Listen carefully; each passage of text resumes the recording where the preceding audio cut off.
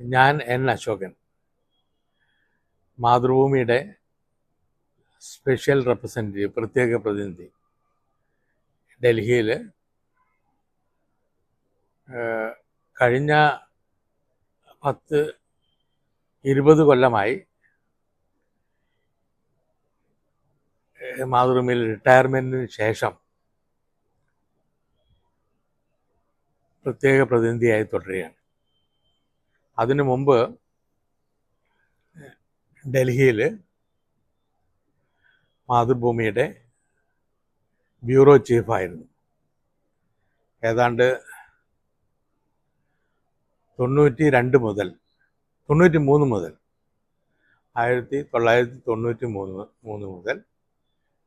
2015 വരെ ദീർഘകാലം മാതൃഭൂമിയുടെ ബ്യൂറോ ചീഫായിരുന്നു. ഞാൻ ഡൽഹിയിലെത്തുന്നത്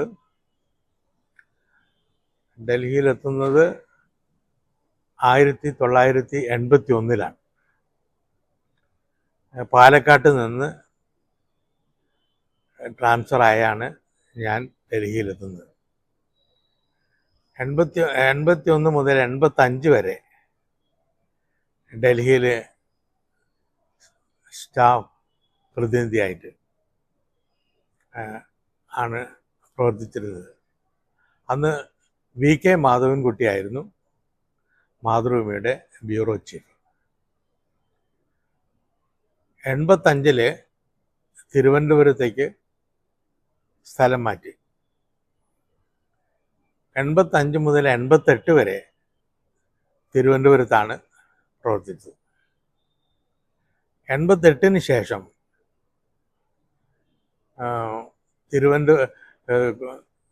ഡൽഹിയിലേക്ക് സ്പെഷ്യൽ കറസ്പോണ്ടൻ്റായി എന്നെ സ്ഥലം മാറ്റം ചെയ്യപ്പെട്ടു. അതിനുശേഷം 88 മുതൽ ഇന്നേ വരെ ഇപ്പോഴും ഞാൻ സ്പെഷ്യൽ റെപ്രസെൻറ്റേറ്റീവാണ് മാതൃഭൂമിയുടെ. ഇന്നേ വരെ ഡൽഹിയിലാണ് പ്രവർത്തിക്കുന്നത്. ഞാൻ പത്രപ്രവർത്തനത്തിലേക്ക് വന്നത് അതൊരു രാഷ്ട്രീയ പ്രവർത്തനം മുഖേനയാണ് എന്ന് പറയാം. ഞാൻ കോഴിക്കോട്ട് പഠിക്കുന്ന കാലത്ത് ഗുരുവായൂരപ്പൻ കോളേജിലാണ് പഠിച്ചത്. അവിടെ ആദ്യത്തെ KSU യൂണിറ്റ് ഞാനാണ് ഉണ്ടാക്കിയത്. ഉമ്മൻചാണ്ടിയാണ് അന്ന് KSUവിൻ്റെ പ്രസിഡൻ്റാണ് അദ്ദേഹം എന്നാണ് തോന്നുന്നത്, അല്ലെങ്കിൽ യൂത്ത് കോൺഗ്രസിൻ്റെ പ്രസിഡൻ്റ് എന്നാണ്. അദ്ദേഹമാണ് ആദ്യത്തെ യൂണിറ്റ് അവിടെ ഉദ്ഘാടനം ചെയ്തത്. അങ്ങനെ ഞാൻ കോഴിക്കോട് ജില്ല KSUവിൻ്റെ വൈസ് പ്രസിഡൻ്റായി. അന്ന് മുല്ലപ്പള്ളി രാമചന്ദ്രനായിരുന്നു അന്ന് KSUവിൻ്റെ ജില്ലാ പ്രസിഡൻറ്റ്. അങ്ങനെ KSU പ്രവർത്തനം നടത്തിക്കൊണ്ടിരിക്കുമ്പോഴും അതിനുശേഷം യൂത്ത് കോൺഗ്രസ്സിൽ കോഴിക്കോട് ജില്ലാ കമ്മിറ്റിയിലും, അത് കഴിഞ്ഞ് കോൺഗ്രസ്സിൽ ഒന്നാം ബ്ലോക്ക്, കോഴിക്കോട് ഒന്നാം നിയോജക മണ്ഡലം സെക്രട്ടറി ആയിട്ടും ഒക്കെ രാഷ്ട്രീയത്തിൽ പ്രവർത്തിച്ചു വന്ന ഒരു ചെറിയ കാലഘട്ടം. ആ സമയത്ത് എല്ലാ വാർത്തകളും അതെനിക്കൊരു പ്രത്യേക താല്പര്യമായിരുന്നു. അല്ലെങ്കിൽ എന്നെ ആരോ ചുമതല ഏൽപ്പിച്ചാണത്. കോൺഗ്രസിൻ്റെ അത് ആരെങ്കിലും അന്ന് Shanmughadas, NP Moideen, P Vijayan, Rajendra Prasad, K Gopalan, അങ്ങനെയൊക്കെയുള്ള കോൺഗ്രസ് നേതാക്കളാണ് അന്ന് കോഴിക്കോട്ടുണ്ടായിരുന്നത്. അപ്പോൾ അവരാരോ എന്നെ ചുമതല ഏൽപ്പിച്ചാണ്. അങ്ങനെ ഞാൻ ഈ കോൺഗ്രസിൻ്റെ വാർത്തകളൊക്കെ എഴുതി എല്ലാ ഓഫീസുകളിലും നേരിട്ട് ചെന്ന് കൊണ്ടു കൊടുക്കും. അതായിരുന്നു എൻ്റെ ഒരു ഹോബിയും എൻ്റെ ഒരു ചുമതലയും. അങ്ങനെ ഇരിക്കുമ്പോഴാണ് 1969 അന്ന് ഞാൻ കോളേജ് വിദ്യാഭ്യാസമൊക്കെ കഴിഞ്ഞ് ഒരു ട്യൂട്ടോറിയൽ കോളേജ് നടത്തിക്കൊണ്ടിരിക്കുന്ന സമയമാണത്. ട്യൂട്ടോറിയൽ കോളേജും രാഷ്ട്രീയ പ്രവർത്തനം ആ ആ ആ ആ നിലയിൽ പ്രവർത്തിക്കുമ്പം ആണ് 69 എൻ്റെ വീടിനടുത്ത് തന്നെയുള്ള മാതൃഭൂമിയിലെ റിപ്പോർട്ടറായിരുന്ന, ആ സമയത്ത് റിപ്പോർട്ടറാണ്, പിന്നീട് അദ്ദേഹം ചീഫ് റിപ്പോർട്ടറൊക്കെ ആയി, വി പ്രഭാകരൻ വാഗ്ബടാൻ എന്ന ഗുരുദേവരുടെ മകനാണ്. അദ്ദേഹം വി പ്രഭാകരൻ തന്നെ ഒരു മഹാപണ്ഡിതന് ബഹുമുഖ പ്രതിഭ എന്ന് വേണേൽ പറയാം. നന്നായി പാട്ട് പാടും, അതുപോലെ നന്നായി രാഷ്ട്രീയം പറയാം. അദ്ദേഹത്തിനൊരു കോൺഗ്രസ് മൈൻഡാണ്, എന്നാലും നന്നായിട്ട് രാഷ്ട്രീയം പറയും. അതുപോലെ ആധ്യാത്മിക കാര്യങ്ങളും അദ്ദേഹത്തിന് വശമുണ്ട്.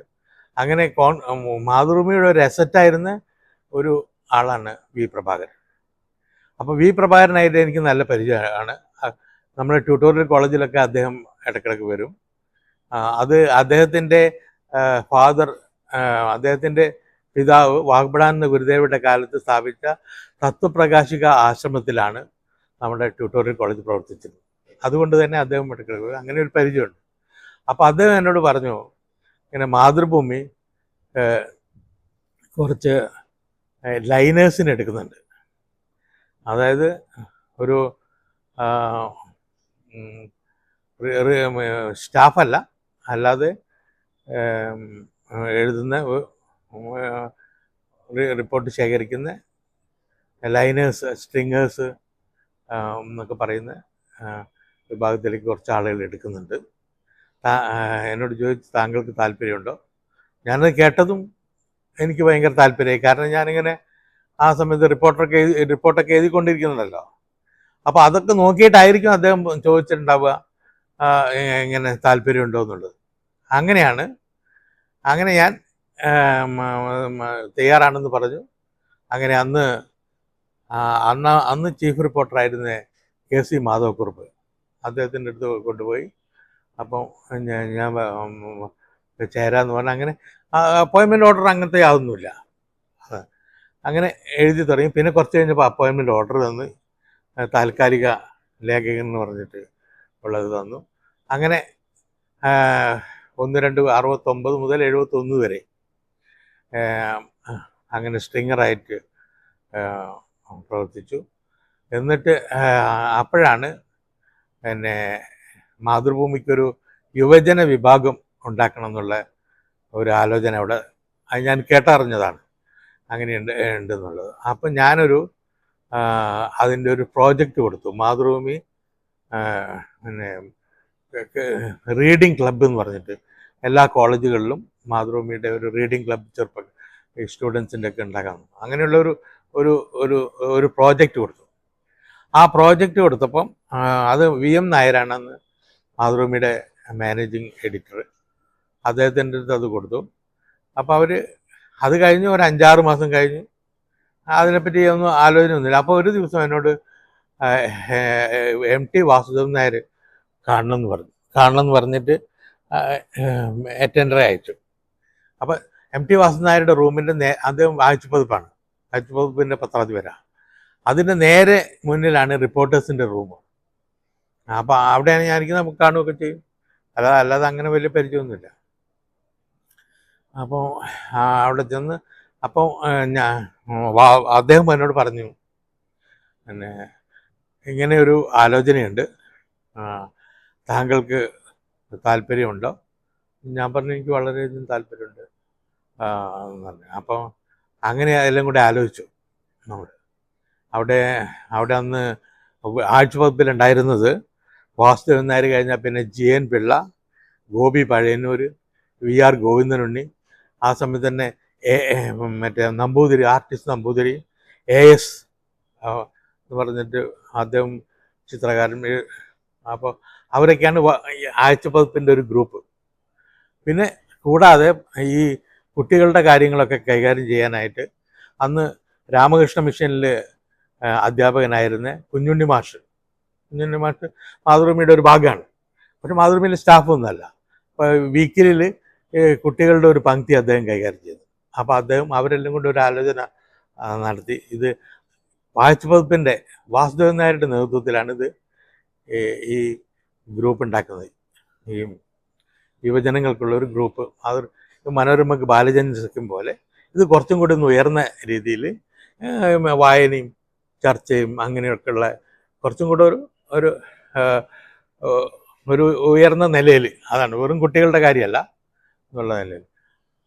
അപ്പോൾ അങ്ങനെ അവരെല്ലാം കൂടെ ഒരു തീരുമാനിച്ച് മാതൃഭൂമി സ്റ്റഡി സർക്കിൾ എന്ന നിലയിൽ, അത് കോളേജ് മാത്രമല്ല സ്കൂളുകളും അങ്ങനെയൊക്കെയുള്ള ചെറുപ്പക്കാരുടെ ഒരു ഒരു ഓർഗനൈസേഷൻ ഉള്ള നിലയിൽ.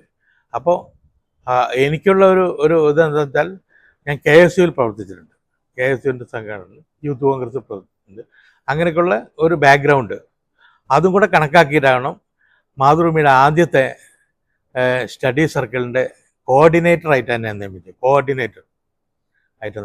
അപ്പോൾ എൻ്റെ ജോലി എന്താണെന്ന് വെച്ചാൽ, കേരളത്തിലെ മുഴുവൻ എല്ലാ സ്ഥലങ്ങളിലും ചെന്നിട്ട് സ്റ്റഡി സർക്കിൾ യൂണിറ്റുകൾ ഉണ്ടാക്കുന്നുണ്ട്. അങ്ങനെ ഞാൻ കേരളത്തിൽ ഇവിടെ തിരുവനന്തപുരത്തും വന്നിട്ടുണ്ട്, എല്ലാ സ്ഥലങ്ങളിലും പോയിട്ടുണ്ട്. അപ്പോൾ ഈ നമ്മൾ ചെല്ലുന്ന സ്ഥലങ്ങളിലൊക്കെ തന്നെ അവിടുത്തെ ജില്ലാ ലേഖകന്മാർ അവരാണ് നമ്മളെ സഹായിക്കുന്നത്. കാരണം നമ്മുടേത് വേറെ സെറ്റപ്പൊന്നുമില്ല. അപ്പോൾ അവർ ആ ജില്ലാ ലേഖകൻ്റെ പരിചയവും ബന്ധവും ഒക്കെ ഉണ്ടാവുമല്ലോ, അത് അവർ ഇൻട്രൊഡ്യൂസ് ചെയ്ത് നമ്മൾ കോളേജിൽ പോകും, അതുപോലെ വായനശാലകളിൽ പോകും. അങ്ങനെ പല സ്ഥലങ്ങളിലും പോയിട്ട് ഈ സ്റ്റഡി സർക്കിളുകൾ കേരളം മുഴുക്കെ ഞാൻ നടന്നിട്ട് യൂണിറ്റുകൾ ഉണ്ടാക്കി. അപ്പോൾ സത്യൻ അന്തിക്കാട് അദ്ദേഹമായിരുന്നു. അപ്പോൾ നമുക്ക് പറയാവുന്ന ഒരു വലിയ ആൾ. അദ്ദേഹം തൃശ്ശൂർ ജില്ലയിൽ മാതൃഭൂമി സ്റ്റഡി സർക്കിളിൻ്റെ എന്താ പറയുക പ്രസിഡൻ്റായിരുന്നു. അതുപോലെ പല സ്ഥലങ്ങളിലും പല ആളുകൾ. പിന്നീട് മാതൃഭൂമിയിൽ വന്നിട്ടുള്ള കുറേ ജേർണലിസ്റ്റുകൾ, KG മുകുന്ദൻ അറിയാലോ, KG മുകുന്ദൻ ഉണ്ടായിരുന്നു. അങ്ങനെ കുറേ ജേർണലിസ്റ്റുകൾ ഈ മാതൃഭൂമി സ്റ്റഡി സർക്കിളിൽ നിന്ന് വന്നിട്ടുള്ള ആളുകളാണ്. മാതൃഭൂമിക്ക് ഉണ്ടായതെന്ന് വെച്ചാൽ നേട്ടം എന്ന് പറഞ്ഞാൽ പുതിയ തലമുറയിലേക്ക്, പുതിയ തലമുറയെ നേരത്തെ ഉണ്ടായിരുന്ന സ്വാതന്ത്ര്യ സമരത്തിൻ്റെ പത്രം, പിന്നെ ആ രീതിയിലുള്ള മാതൃഭൂമിയുടെ ഒരു പ്രൊഫൈല്. പിന്നെ ഈ സർക്കുലേഷൻ്റെ കാര്യത്തിൽ മനോരമയൊക്കെ വലുതായിട്ട് മുന്നോട്ട് വരുന്ന സമയത്ത് മാതൃഭൂമി അങ്ങനെ തന്നെ നിൽക്കുകയാണ്. അപ്പോൾ ഈ ഒരു പുതിയ തലമുറയിലേക്ക് മാതൃഭൂമി വന്നപ്പം കുറച്ചൊക്കെ മാതൃഭൂമിയുടെ പ്രചാരം കൂട്ടുന്നതിനും കൂടുതലായി ചെറുപ്പക്കാരെ പരിചയപ്പെടുത്തുന്നതിനും മാതൃഭൂമിയെ പരിചയപ്പെടുത്തുന്നതിനും ഒക്കെ സഹായിച്ചിട്ടുണ്ട് എന്നാണ് ഞാൻ വിചാരിക്കുന്നത്. കുറേ ഒരു പ്രയോജനം അതുകൊണ്ട് ഉണ്ടായിട്ടുണ്ടാവും. പക്ഷെ ഇപ്പോഴും ഉണ്ട് കേട്ടോ, സ്റ്റഡി സർക്കിളൊക്കെ ഇപ്പോഴും ഉണ്ട്. അങ്ങനെ പക്ഷെ ഞാനൊരു അത് കഴിഞ്ഞ് ഞാൻ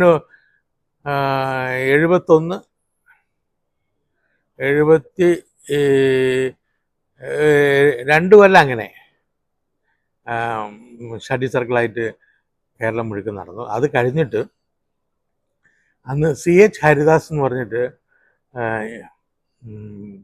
ഒരു KSU നേതാവ്, പിന്നീട് യൂത്ത് കോൺഗ്രസ് നേതാവ് ഒക്കെ ആയിരുന്നു. അപ്പോൾ CH ഹരിദാസ് അന്ന് ഇത് കഴിഞ്ഞിട്ട് ഈ 2 കൊല്ലം കഴിഞ്ഞിട്ട് CH ഹരിദാസിനെ ഈ ചുമതല ഏൽപ്പിച്ചു. ഞാൻ തിരിച്ച് മാതൃഭൂമിയുടെ സ്ട്രിങ്ങർ ഇതിലേക്ക് തന്നെ പോയി. അത് കഴിഞ്ഞ് 75 മാതൃഭൂമി ട്രെയിനി സ്കീം, അപ്പോഴൊക്കെ ഞാനിങ്ങനെ സ്ട്രിങ്ങറായിട്ട് തന്നെ എഴുതിക്കൊണ്ടിരിക്കുകയാണ്. മാതൃഭൂമി ട്രെയിനി സ്കീം വന്നപ്പം അപ്പോൾ അതിലേക്ക് ഞാൻ അപേക്ഷിച്ചു. കാരണം ഞാൻ ഇങ്ങനെ തന്നെ തുടരാണല്ലോ, ഞാൻ മാതൃഭൂമിയുടെ റെഗുലർ സ്റ്റാഫല്ല. അപ്പോഴും ഒക്കെ താൽക്കാലികമായിട്ടുള്ള ഒരു ഇതിലാണ് നിൽക്കുന്നത്. അപ്പം ട്രെയിനി സ്കീമിലേക്ക് അപേക്ഷിച്ച് അങ്ങനെ ട്രെയിനി സ്കീമിൽ ഇപ്പോൾ ടെസ്റ്റും ഇൻ്റർവ്യൂ ഒക്കെ കഴിഞ്ഞ് അതിലേക്ക് സെലക്ട് ചെയ്തു. അപ്പോൾ റിപ്പോർട്ടർ സബ് എഡിറ്റർ എന്നുള്ള കാറ്റഗറിയിലാണ് സെലക്റ്റഡ് ആയത്. അങ്ങനെ 77 വരെ ആ ട്രെയിനി സ്കീമിനെടുത്തത്. 77 സ്ഥിരം മാതൃഭൂമിയുടെ സ്റ്റാഫായി. അങ്ങനെ 77 ആദ്യം ഞാൻ സബ് എഡിറ്ററായിട്ടായിരുന്നു. അത് കഴിഞ്ഞ് കുറച്ച് കഴിഞ്ഞപ്പം എൻ്റെ കുറച്ചും കൂടെ താല്പര്യം റിപ്പോർട്ടിങ്ങിലാണ് എന്നുള്ളത് കൊണ്ട് കോഴിക്കോട്ടെ റിപ്പോർട്ടറായി, സ്റ്റാഫ് റിപ്പോർട്ടർ. അത് കഴിഞ്ഞ് 79 ഞാൻ പാലക്കാട്ടേക്ക് ട്രാൻസ്ഫറായി. പാലക്കാടന്ന് അവിടെയൊക്കെ സ്റ്റാഫായിട്ട് ഒരാളുണ്ടാവുള്ളൂ. പിന്നെ കുറച്ച് ഇതുപോലെ ഞാൻ ചെയ്ത പോലെ സ്ട്രിങ്ങറായിട്ട് 1-2 ആളുകളൊക്കെ ഉണ്ട് ഈ ജില്ലകളിലൊക്കെ. അപ്പോൾ അതുപോലെ പാലക്കാട് ഞാൻ മാതൃഭൂമിയുടെ സ്റ്റാഫ് റിപ്പോർട്ടർ. പിന്നെ അവിടെ ഒരു തരകനുണ്ടായിരുന്നു, കുറച്ച് പ്രായമുള്ള ആൾ. അദ്ദേഹം ജേർണലിസ്റ്റാണ്. അപ്പം അദ്ദേഹമാണ് ഒരു സ്ട്രിങ്ങർ. പിന്നെ വേറൊരാളും കൂടി ഉണ്ടെങ്കിൽ ഞാൻ പേരോർക്കുന്നില്ല. പിന്നെ കുറേ പ്രാദേശിക ലേഖകന്മാർ. അപ്പോൾ ഇവരെല്ലാം കോർഡിനേറ്റ് ചെയ്തിട്ട് ആണ് ജില്ല നടത്തുന്നത്. ഒരു ദിവസം ഒരുപാട് വാർത്തകളൊക്കെ ഉണ്ടാവും പല ഭാഗങ്ങളിൽ നിന്നൊക്കെ ആയിട്ട്, ഗ്രാമീണ വാർത്തകൾ, ഗ്രാമങ്ങളിലെ മറ്റു പല കാര്യങ്ങൾ, എല്ലാ വിഷയങ്ങളൊക്കെ ആയിട്ട്. അപ്പോൾ അതൊക്കെ കോഴിക്കോട്ടേക്ക് അയക്കാം. പിന്നെ നേരിട്ട് ജില്ലയിൽ മറ്റു കാര്യങ്ങൾ റിപ്പോർട്ട് ചെയ്യുക. ഇതൊക്കെയായിരുന്നു ജില്ലാ റിപ്പോർട്ടർ എന്നുള്ള നിലയിലുള്ള ചുമതല. അവിടെ കാര്യമായിട്ടുള്ള സംഭവം എന്ന് വെച്ചാൽ ഏറ്റവും വലിയ സംഭവം തന്നെ സൈലന്റ് വാലി എഗിറ്റേഷൻ ആ സമയത്ത് നടക്കുന്നു. അപ്പോൾ ആ സൈലന്റ് വാലിയിൽ എത്ര തവണ നമ്മൾ പോയിട്ടുണ്ടെന്ന് അറിയില്ല. ആര് സൈലന്റ് വാലി കാണാൻ വന്നാലും പല ആളുകളും, രാഷ്ട്രീയക്കാർ വരും, പിന്നെ പരിസ്ഥിതി പ്രവർത്തകർ വരും, അങ്ങനെ പല വലിയ വലിയ പ്രൊഫസർമാർ, പുറത്തുനിന്നുള്ള ആളുകൾ ഈ സൈലന്റ് വാലിയുടെ ആ പ്രക്ഷോഭത്തിന് പിന്തുണ നൽകാനും അതിനെപ്പറ്റി മനസ്സിലാക്കാനൊക്കെ ആയിട്ട് ഒരുപാട്. അപ്പോൾ അവരുടെ കൂടെയൊക്കെ ധാരാളം പോയിട്ടുണ്ട്. സൈലന്റ് വാലി പദ്ധതിക്കെതിരായിട്ടുള്ള ഭയങ്കര പ്രക്ഷോഭമായിരുന്നു അത്. അപ്പോൾ ആ കൂട്ടത്തിൽ വീരേന്ദ്രകുമാറും വന്നിട്ടുണ്ടായിരുന്നു. അപ്പോൾ അദ്ദേഹത്തിൻ്റെ കൂടെയൊക്കെ പോകും. അങ്ങനെ നമ്മളെ കുഞ്ഞികൃഷ്ണൻ, അന്ന് അദ്ദേഹം ദൂരദർശൻ ഡയറക്ടറായിരുന്ന കുഞ്ഞികൃഷ്ണൻ ഉണ്ടല്ലോ, ഒരു കുഞ്ഞികൃഷ്ണൻ വന്നിരുന്നു. അപ്പോൾ അദ്ദേഹത്തിൻ്റെ കൂടെ പോയിരുന്നു. അങ്ങനെ കുറേ ആളുകൾ, പല സുഗതകുമാരി, അങ്ങനെയൊക്കെ പറഞ്ഞിട്ടുള്ള ഒരുപാട് ആളുകൾ, പ്രസാദ്, സോമിനി. മാതൃഭൂമി കാര്യമായിട്ട് തന്നെ ഈ പ്രക്ഷോഭത്തിൻ്റെ കൂടെയായിരുന്നു. അങ്ങനെ ആദ്യം ഒരു നിഷ്പക്ഷതയായിരുന്നു തുടക്കത്തിൽ. പിന്നെ ഈ ആളുകളൊക്കെ ഈ പ്രക്ഷോഭമൊക്കെ വന്നപ്പോൾ അതിൻ്റെ കൂടെ അങ്ങ് വന്നു. അപ്പോൾ എല്ലാവരും അങ്ങനെ അതൊരു കാര്യപ്പെട്ട സംഭവമാണ്.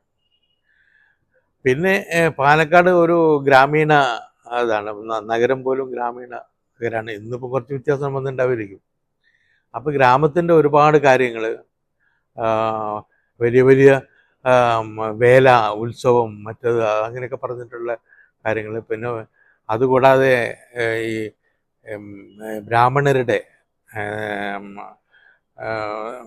കാര്യങ്ങൾ, വലിയ ബ്രാഹ്മിൻ സ്ട്രെങ്ത് ഉള്ള സ്ഥലമാണ് നഗരത്തിൽ തന്നെ. അപ്പോൾ അവരുടെ കാര്യങ്ങൾ, അങ്ങനെയൊക്കെയുള്ള കാര്യങ്ങളാണ് അധികം. പിന്നെ വലിയ കൃഷിയാണ്. കൃഷിയുടെ പ്രശ്നങ്ങൾ, വെള്ളത്തിൻ്റെ പ്രശ്നം, പ്രത്യേകിച്ചും അവർ ചിറ്റൂരൊക്കെ വെള്ളത്തിൻ്റെ കാര്യമായ പ്രശ്നമുണ്ട്. പക്ഷെ വലിയ കൃഷി സ്ഥലമാണ്. അങ്ങനെ ഒരു കാർഷിക മേഖല എന്നുള്ള നിലയിൽ അവരുടെ താല്പര്യങ്ങളും മറ്റുള്ളതൊക്കെ കാര്യമായിട്ട് തന്നെ നമ്മൾ ചെയ്തിട്ടുണ്ട്. പാലക്കാട് നിന്ന് നേരെ ഡൽഹിക്കാണ്. അതായത് 79 പാലക്കാട്, 81 ഞാൻ നേരെ ഡൽഹിക്ക് വന്നതാണ്. VK മാധവൻകുട്ടിയാണ് അന്ന് ബ്യൂറോ ചീഫ്. ഞാനും മാധവൻകുട്ടിയും, ഞങ്ങൾ 2 പേര് മാത്രമേ ഉള്ളൂ അന്ന് ബ്യൂറോയിൽ. ഇന്നിപ്പോൾ അത് നല്ല കുറേ പേരുണ്ട്. പിന്നെ അതിനുശേഷമൊക്കെ കൂടുതൽ ആളുകളൊക്കെ വന്നു. VK മാധവൻകുട്ടി എന്ന് പറഞ്ഞാൽ, VK മാധവൻകുട്ടീനെ പറ്റി പേഴ്സണലായിട്ട് ഒരു കാര്യം പറയാം. അദ്ദേഹത്തിൻ്റെ വ്യക്തിത്വത്തിൻ്റെ ഒരു കാര്യം, ഒരു മഹിമ, അത് ഞാൻ പറയാം. അത് ഞാൻ മാതൃഭൂമിയിൽ ഈ സ്ട്രിങ്ങറായിട്ട് പ്രവർത്തിക്കുന്ന സമയത്ത് ഒരിക്കൽ അവിടെ ദേവനാഗരി ലിപി സമ്മേളനം ഉണ്ടായി. അല്ല, സ്ട്രിങ്ങറായി പ്രവർത്തിക്കുമ്പോൾ അല്ലത്. സ്റ്റാഫ് റിപ്പോർട്ടറാണ് ആ സമയത്താണ്. അതായത് 70 സ്ട്രിങ്ങറായി പ്രവർത്തിക്കുമ്പോൾ തന്നെയാണ്. അപ്പോൾ ദേവനാഗരി ലിപി സമ്മേളനത്തിൽ പങ്കെടുക്കാൻ വേണ്ടിയിട്ട് ഡൽഹിയിലാണ് അത് സമ്മേളനം. അപ്പോൾ അങ്ങനെ പോകാൻ കാരണം എന്താണെന്ന് വെച്ചാൽ അന്ന് മാലിക് മുഹമ്മദ് എന്ന് പറഞ്ഞിട്ട് കാലിക്കറ്റ് യൂണിവേഴ്സിറ്റിയുടെ വൈസ് ചാൻസലറായി. അപ്പം ഞാനവിടെ യൂണിവേഴ്സിറ്റി കവർ ചെയ്യുന്നുണ്ട്. അപ്പോൾ അദ്ദേഹമായിട്ടൊരു ബന്ധം. അപ്പം എനിക്ക് ദേവനാഗരി ലിപിയിൽ വലിയ ഇതുണ്ടായിട്ടല്ല, അദ്ദേഹത്തിൻ്റെ ഒരു താല്പര്യത്തിൽ എന്നെ അതിനകത്തൊരു ഡെലിഗേറ്റ് ആക്കി. കംപ്ലീറ്റ് ചിലവൊക്കെ വരാം. അങ്ങനെ ഡൽഹിയിൽ പോവാം. അപ്പം ഡൽഹിയിൽ പോകുന്നതിന് മുമ്പ് ഞാൻ മാതൃഭൂമി ഓഫീസിൽ നിന്ന് ടെലിഫോൺ ചെയ്ത് പറഞ്ഞിരുന്നു മാധവക്കുട്ടിയോട്, അങ്ങനെ ഞാൻ വരുന്നുണ്ട്, ഞാനവിടെ വിശ്വ യുവ കേന്ദ്രത്തിലാണ് താമസിക്കുന്നു. അപ്പം വരൂ കാണാം എന്നൊക്കെ പറഞ്ഞു അദ്ദേഹം. അപ്പോൾ ഞാൻ വിശ്വ യുവ കേന്ദ്രത്തിൽ ചെന്ന് അപ്പോൾ അദ്ദേഹത്തെ കാണണമല്ലോ. അപ്പോൾ ഞാൻ വിളിച്ചപ്പോൾ എന്നോട് പറഞ്ഞു, പിന്നെ ഇങ്ങോട്ട് വരാൻ പറ്റുമോ ഓഫീസിലേക്ക്, അല്ലെങ്കിൽ ഞാൻ അങ്ങോട്ട് വരാം. ഞാൻ പറഞ്ഞു ഞാൻ വന്നോളാം. അപ്പം എന്നോട് അഡ്രസ്സൊക്കെ പറഞ്ഞു. പിന്നെ പറഞ്ഞു 3 മണിക്ക് 3 മണിക്കല്ല 4 മണിക്ക് വന്നോളൂ എന്ന് പറഞ്ഞു. അപ്പം ഞാൻ 4 മണിക്ക് വന്നു. 4 മണിക്ക് അവിടെ എത്തി. 4 മണിക്ക് അവിടെ എത്തിയപ്പോൾ അന്ന് ഇതൊന്നുമില്ല, മൊബൈലൊന്നും ഇല്ലല്ലോ. അപ്പം 4 മണിക്ക് അവിടെ എത്തിയപ്പം അവിടെ അറ്റൻഡർ മാധവനുണ്ട്. അപ്പം മാധവനോട് ഞാൻ പറഞ്ഞു ഇങ്ങനെ മാധവൻകുട്ടി സാറിനെ കാണാൻ വേണ്ടി വന്നതാണ്. അപ്പോൾ അയാൾ പറഞ്ഞ അശോകനല്ലേ? അതെ. അപ്പം സാറ് എൻ്റെ അടുത്തൊരു നമ്പർ തന്നിട്ടുണ്ട്, സാറിന് പെട്ടെന്ന് പോകേണ്ടി വന്നു. അപ്പോൾ അത് ആ നമ്പറിൽ വിളിക്കാൻ പറഞ്ഞു. ആ നമ്പറിൽ വിളിക്കണം എന്ന് പറഞ്ഞു, വന്നാൽ വിളിക്കണം എന്ന് പറഞ്ഞു. അപ്പം ഞാൻ ആ നമ്പറിൽ വിളിച്ചു. ആ നമ്പറിൽ വിളിച്ചപ്പം ആ നമ്പർ ഫോൺ എടുത്ത ആൾ പറഞ്ഞ് അതുകൊണ്ട് ഇത് എപ്പോൾ ഇറങ്ങിയതേ ഉള്ളൂ, എൻ്റെ അടുത്ത് വേറൊരു നമ്പർ തന്നിട്ടുണ്ട്, എൻ്റെ അടുത്ത് ഒരു നമ്പർ തന്നിട്ടുണ്ട്, അതിൽ വിളിക്കാനാണ് പറഞ്ഞത്. അപ്പം ഞാൻ ആ നമ്പറിൽ വിളിച്ചപ്പോൾ മാധവൻ കൊണ്ട് എത്തിയില്ല എന്ന് പറഞ്ഞു. അപ്പം ഞാൻ വിചാരിച്ചു വഴിയിലുള്ള ഇതായിരിക്കും എന്ന് വെച്ചാൽ പിന്നെ വീണ്ടും വിളിച്ച് കുറച്ച് കഴിഞ്ഞപ്പോൾ കുറച്ച് അവിടെ ഇരുന്ന് അപ്പോഴേക്കും മാധവൻ ചായയൊക്കെ കൊണ്ടുവന്നു. പിന്നെ വിളിച്ചപ്പം പിന്നെ അപ്പോൾ ഫോണെടുത്ത് പിന്നെ എന്നോട് പറഞ്ഞ സോറി, ഞാനിങ്ങനെ അടിയന്തരമായ ഒരു കാര്യത്തിന് അവിടെ നിന്ന് ഇറങ്ങേണ്ടി വന്നു. അപ്പോൾ അതുകൊണ്ട് അശോകനൊരു അരമണിക്കൂർ കൂടി വെയിറ്റ് ചെയ്യാം, അവിടെ തന്നെ ഇരുന്നോളൂ, ഞാനിപ്പം വരാൻ തന്നെ. അങ്ങനെ വന്നു. പിന്നെ നമ്മൾ വന്ന് സംസാരിച്ച് പിന്നെ അത് കഴിഞ്ഞ് എന്നെയും കുട്ടി അവിടെ UNA ക്യാൻറ്റീൻ ഉണ്ട്. അന്ന് വളരെ പ്രസിദ്ധമാണ് UNA ക്യാൻറ്റീൻ.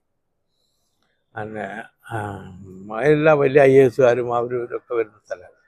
നല്ല ദോശ കിട്ടും, വീട്ടിലേക്ക് കിട്ടും. അപ്പോൾ ചെന്ന് ദോശയൊക്കെ കഴിച്ച് ചായയും കഴിച്ച് അങ്ങനെ എന്നെ ഇവിടെ കൊണ്ടുപോയി വിട്ട്. മൂപ്പർക്ക് അന്ന് ഒരു മോറിസ് മൈനർ കാറാണ്, ഒരു മോറിസ് മൈനറാണ്, ഒരു നമ്മളെ ചകിരിപ്പടി കമിഴ്ത്തിമാതിരിയുള്ള ഒരു കാറ്, ചെറിയ കാറ്. അപ്പോൾ എന്നെ അവിടെ വിശ്വ യുവ കേന്ദ്രത്തിൽ കൊണ്ടുപോയി വിട്ടു. അങ്ങനെ അപ്പോൾ അതിൽ ഞാൻ അദ്ദേഹത്തിൻ്റെ കാര്യം പറയുന്നതെന്ന് വെച്ചാൽ ആ സമയം പാലിക്കുന്നതിൽ അദ്ദേഹത്തിന് എന്തെങ്കിലും ഒരു ഇത് വന്നിട്ടുണ്ടെങ്കിൽ അപ്പോൾ അദ്ദേഹത്തിൻ്റെ ഒരു കരുതലുണ്ട്. പിന്നെ അയാളുടെ കമ്മ്യൂണിക്കേഷൻ, ഒരാൾ വിട്ടുപോകരുത്, അതിന് നമ്പർ കൊടുത്ത് അങ്ങനെ കണക്ട് ചെയ്ത് ഒരു ഈ മൊബൈൽ ഫോൺ പോലെ അദ്ദേഹം ഈ സൗകര്യങ്ങൾ സ്വന്തം ഇപ്പോഴത്തെ മൊബൈൽ ഫോണിൻ്റെ സൗകര്യം അദ്ദേഹത്തിനെ സംബന്ധിച്ചോളം അങ്ങനെ ഉപയോഗിച്ചിരുന്നു അദ്ദേഹം. അതിനുള്ളൊരു സാമർഥ്യം ഇതൊക്കെ ഉണ്ട്. പിന്നെ അതിനേക്കാളേറെ ഒരു കരുതലുണ്ട്. ഒരാൾ എന്നെ കാണാൻ വന്നിട്ട് കാണാതെ പോവുക, അല്ലെ ഒരു മര്യാദകേട് തോന്നരുത്, അങ്ങനെയുള്ള ഒരു ഇതുണ്ട്. പിന്നെ വേറൊരു കാര്യം മാധവൻകുട്ടീനെ പറ്റി പറയുകയാണെങ്കിൽ, മാധവൻകുട്ടി ഒരു ഇപ്പം ഡൽഹിയിൽ ചെന്നാൽ ഒരു കേരളക്കാരൻ, കേരളത്തിൻ്റെ മാധ്യമ പ്രവർത്തകൻ, അവർക്ക് സാധാരണഗതിയിലൊരു വലിയ വലുപ്പമൊന്നുമില്ല. സാധാരണഗതിയിൽ ഇപ്പോൾ അവിടെ ഇംഗ്ലീഷ് പത്രങ്ങളിൽ ജോലി ചെയ്യുന്ന ആളുകൾക്ക് പോലും അത്ര വലിയ കാര്യമൊന്നുമില്ല. അവിടെയാണ് മാധവൻകുട്ടി ഒരു വലിയ ശ്രദ്ധിക്കപ്പെട്ട ഒരു ഒരു മാധ്യമ പ്രവർത്തകനായത്. അവിടെ ഈ പ്രധാനമന്ത്രിമാരുടെയും പ്രസിഡന്റുമാരുടെയും ഒക്കെ യാത്രകളിൽ പത്രക്കാരുടെ ചെറിയ ചെറിയ ഗ്രൂപ്പിനെ കൊണ്ടുപോകും. അതിൽ ഒരൊറ്റ ഗ്രൂപ്പും വിടാതെ മാധവൻകുട്ടി ഉണ്ടാവും, സ്ഥിരമായിട്ട് ഉണ്ടാവും. അത് അവിടുത്തെ ഒരു സാഹചര്യം വെച്ചിട്ട് ഒരു ചെറിയ കാര്യമല്ല. കാരണം വെച്ചാൽ അവിടെ വലിയ വലിയ പത്രങ്ങളുണ്ട്. പ്രത്യേകിച്ച് ഒരു മലയാള പത്രത്തിനേക്കാളും അവിടെ വലിയ വലിയ പത്രങ്ങൾ വേറെയുണ്ട്. ഇംഗ്ലീഷ് പത്രങ്ങളുണ്ട്, അല്ലാതെ ഹിന്ദി പത്രങ്ങളുണ്ട്. അവിടെയൊക്കെ പ്രധാനപ്പെട്ട ലേഖകന്മാർ പലരുണ്ട്. പക്ഷെ അവരെയൊക്കെ കവച്ചു വെച്ചുകൊണ്ട് മൂപ്പര് സ്ഥിരമായിട്ടുള്ള, പിന്നെ അവിടെയുള്ള മിക്കവാറും രാഷ്ട്രീയക്കാർക്കും അതുപോലെയുള്ള ഈ മന്ത്രിമാർക്കും എം പിമാർക്കും ഒക്കെ വളരെ പരിചയമുള്ള ആളായിരുന്നു മാധവൻകുട്ടി. അപ്പോൾ ആ അപകടത്തിനെന്താ എയർ ഇന്ത്യ വിമാനമാണ്. എയർ ഇന്ത്യ ചെന്നൈ ടു ഡൽഹിയാണ്. അപ്പോൾ ഡൽഹിയിൽ എത്തിയപ്പോഴാണ് ഇത് അതിൻ്റെ ലാൻഡിങ്ങിൽ എന്തോ കുഴപ്പം വന്ന് താഴെ വീണത്. അപ്പോൾ അതിനകത്ത് മോഹൻ കുമരമംഗലം എന്ന് പറഞ്ഞിട്ട് ഒരു ക്യാബിനറ്റ് മിനിസ്റ്റർ ഉണ്ടായിരുന്നു, തമിഴ്നാട്ടിൽ നിന്നുള്ളതല്ല, കേന്ദ്രമന്ത്രി. പിന്നെ വേറെ പലരും ഉണ്ടായിരുന്നു. 62 പേരറ്റം മരിച്ചിട്ടുണ്ടായിരുന്നു. അതിലാണ് മാധവൻകുട്ടി രക്ഷപ്പെട്ടത്. മാധവൻകുട്ടി ചെയറോട് കൂടി, അദ്ദേഹം ഇരുന്ന കസേരയോട് കൂടി തന്നെ പുറത്തേക്ക് തെറിച്ചു എന്ന് പറയും. മാധവൻകുട്ടി ഒരു ചെറിയ ഒരു ചെറിയൊരു പോറൽ അല്ലാതെ വേറെ ഒരു പരിക്കും പറ്റിയിരുന്നില്ല. അത് തന്നെയല്ല, ആ വീണ സ്ഥലത്തുനിന്ന് അത് നടന്ന് കുറച്ച് ദൂരം നടന്നപ്പോൾ ഒരു സർദാർജി ടാക്സി ആയിട്ട് വന്നിട്ട്, ടാക്സിയോ കാറോ എന്തോ അല്ലല്ല, ആ ഗവൺമെൻറ്റിൻ്റെ തന്നെ ഒരു കാറാണ്. അതിൽ ആ സർദാർജി വന്ന് ഇദ്ദേഹത്തെ അത് ഹോസ്പിറ്റലിൽ കൊണ്ടുപോയി വിട്ടു. ഹോസ്പിറ്റലിൽ കൊണ്ടുപോയി വിട്ടപ്പം അവിടെ പരിചയമുള്ള ആൾ തന്നെ അവിടെ ഹോസ്പിറ്റലിൽ കിടത്തി. അവിടുന്ന് എങ്ങോട്ട് പോരുത്, കാരണം ഒരു വലിയ ഷോക്കും ഇതൊക്കെ കഴിഞ്ഞ് വന്നതല്ലേ, അവിടെ കിടത്തി. എന്നിട്ട് അപ്പോൾ അയാൾ വേറെന്തോ ഡ്രിപ്പ് കൊടുക്കാനോ അങ്ങനെ എന്തോ പുറത്തേക്കൊന്ന് പോയി വരുമ്പോഴേക്ക് ഇദ്ദേഹത്തെ കാണുന്നില്ല. ഇദ്ദേഹം എന്താ വെച്ചാൽ അവിടുന്ന് ഇറങ്ങിയിട്ട് നേരെ ഈ ടെലിഫോൺ ചെയ്യാൻ പറ്റിയ സൗകര്യം എവിടെയാണെന്ന് നോക്കിയിട്ട് അപ്പോൾ ഒരു സ്ഥലം കണ്ടുപിടിച്ച് അവിടുന്ന് നേരെ ടെലിഫോൺ ചെയ്തു UNIയിലേക്ക്. അന്ന് UNIയിൽ ബ്യൂറോ ചീഫാണ് VP രാമചന്ദ്രൻ, പിന്നീട് മാതൃഭൂമിയുടെ എഡിറ്ററായിരുന്നു. അദ്ദേഹത്തിന് ടെലിഫോൺ ചെയ്ത് ഈ കാര്യങ്ങളൊക്കെ പറഞ്ഞു. ഇതിപ്പോൾ എന്നോട് ഈ കാര്യം പറയുന്നത് ശിവദാസൻ എന്ന് പറഞ്ഞ ഒരാളാണ്. ശിവദാസൻ എന്ന് പറഞ്ഞാൽ അദ്ദേഹത്തിൻ്റെ കസിനാണ്, ഒരു ഡിസ്റ്റൻറ്റ് കസിനാണ്. അത് അന്ന് ഇന്ത്യൻ എക്സ്പ്രസിൻ്റെ സബ് എഡിറ്ററിൽ ഒരാളാണ്. ഇപ്പോൾ രാത്രി ഷിഫ്റ്റിൽ അയാളാണ്. അപ്പോൾ ഈ അപകടം വന്നപ്പം പിന്നെ ഈ ഇത് കണ്ട്, അപ്പോൾ ഈ പാസഞ്ചേഴ്സിൻ്റെ ലിസ്റ്റ് ഉണ്ടല്ലോ, അത് നോക്കിയപ്പോൾ 64 നമ്പറിൽ VK മാധവൻകുട്ടി എന്ന് കാണുന്നത്. അപ്പോൾ അയാൾ ആപ്പടെ അന്ന് ഇതായി, വിമാനം വീണ് എന്നുള്ളത് അറിഞ്ഞല്ലോ. അപ്പോൾ അതിൻ്റെ അത് കുറച്ച് പേര് മരിച്ചു എന്നൊക്കെ പറഞ്ഞ് എന്താ ഒക്കെ ഇങ്ങനെ കേൾക്കുന്ന വാർത്തകളാണ്. അല്ല ഇത് കിട്ടുന്നില്ല. കുറച്ച് അയാൾ ആപ്പടെ ഒന്ന് തല ചുറ്റലായിട്ട് ഇതിന്ന് കുറച്ച് കഴിഞ്ഞ് നോക്കുമ്പോൾ ഈ പ്രിൻ്ററിൽ ഇത് വരുന്നുണ്ട്, UNI ആയിട്ടുള്ള മാധവൻകുട്ടിയുടെ ഇൻ്റർവ്യൂ. മൂപ്പര് ടെലിഫോണിൽ പറഞ്ഞു കൊടുത്ത് VP രാമചന്ദ്രൻ അടുത്താണ്. അപ്പോൾ അതിൻ്റെ മാധവൻകുട്ടിയുടെ ഇൻ്റർവ്യൂ. അപ്പോഴാണ് ഇയാൾക്ക് ആ ശ്വാസം വന്ന് ശ്വാസം വീണതെന്ന് എന്നോട് ശിവദാസപ്പൻ ഉണ്ട് ഇവിടെ ഡൽഹിയിലുണ്ട്. അപ്പോൾ അദ്ദേഹം ഈ അടുത്ത കാലത്ത് ഞങ്ങൾ സംസാരിച്ചപ്പം പറഞ്ഞു അത്. അപ്പോൾ ആ ഒരു അപകടത്തിൽ നിന്ന് കാര്യമായി രക്ഷപ്പെട്ട ആളാണ്. മഹാഭാഗ്യം കൊണ്ട് രക്ഷപ്പെട്ട ഒരാൾ.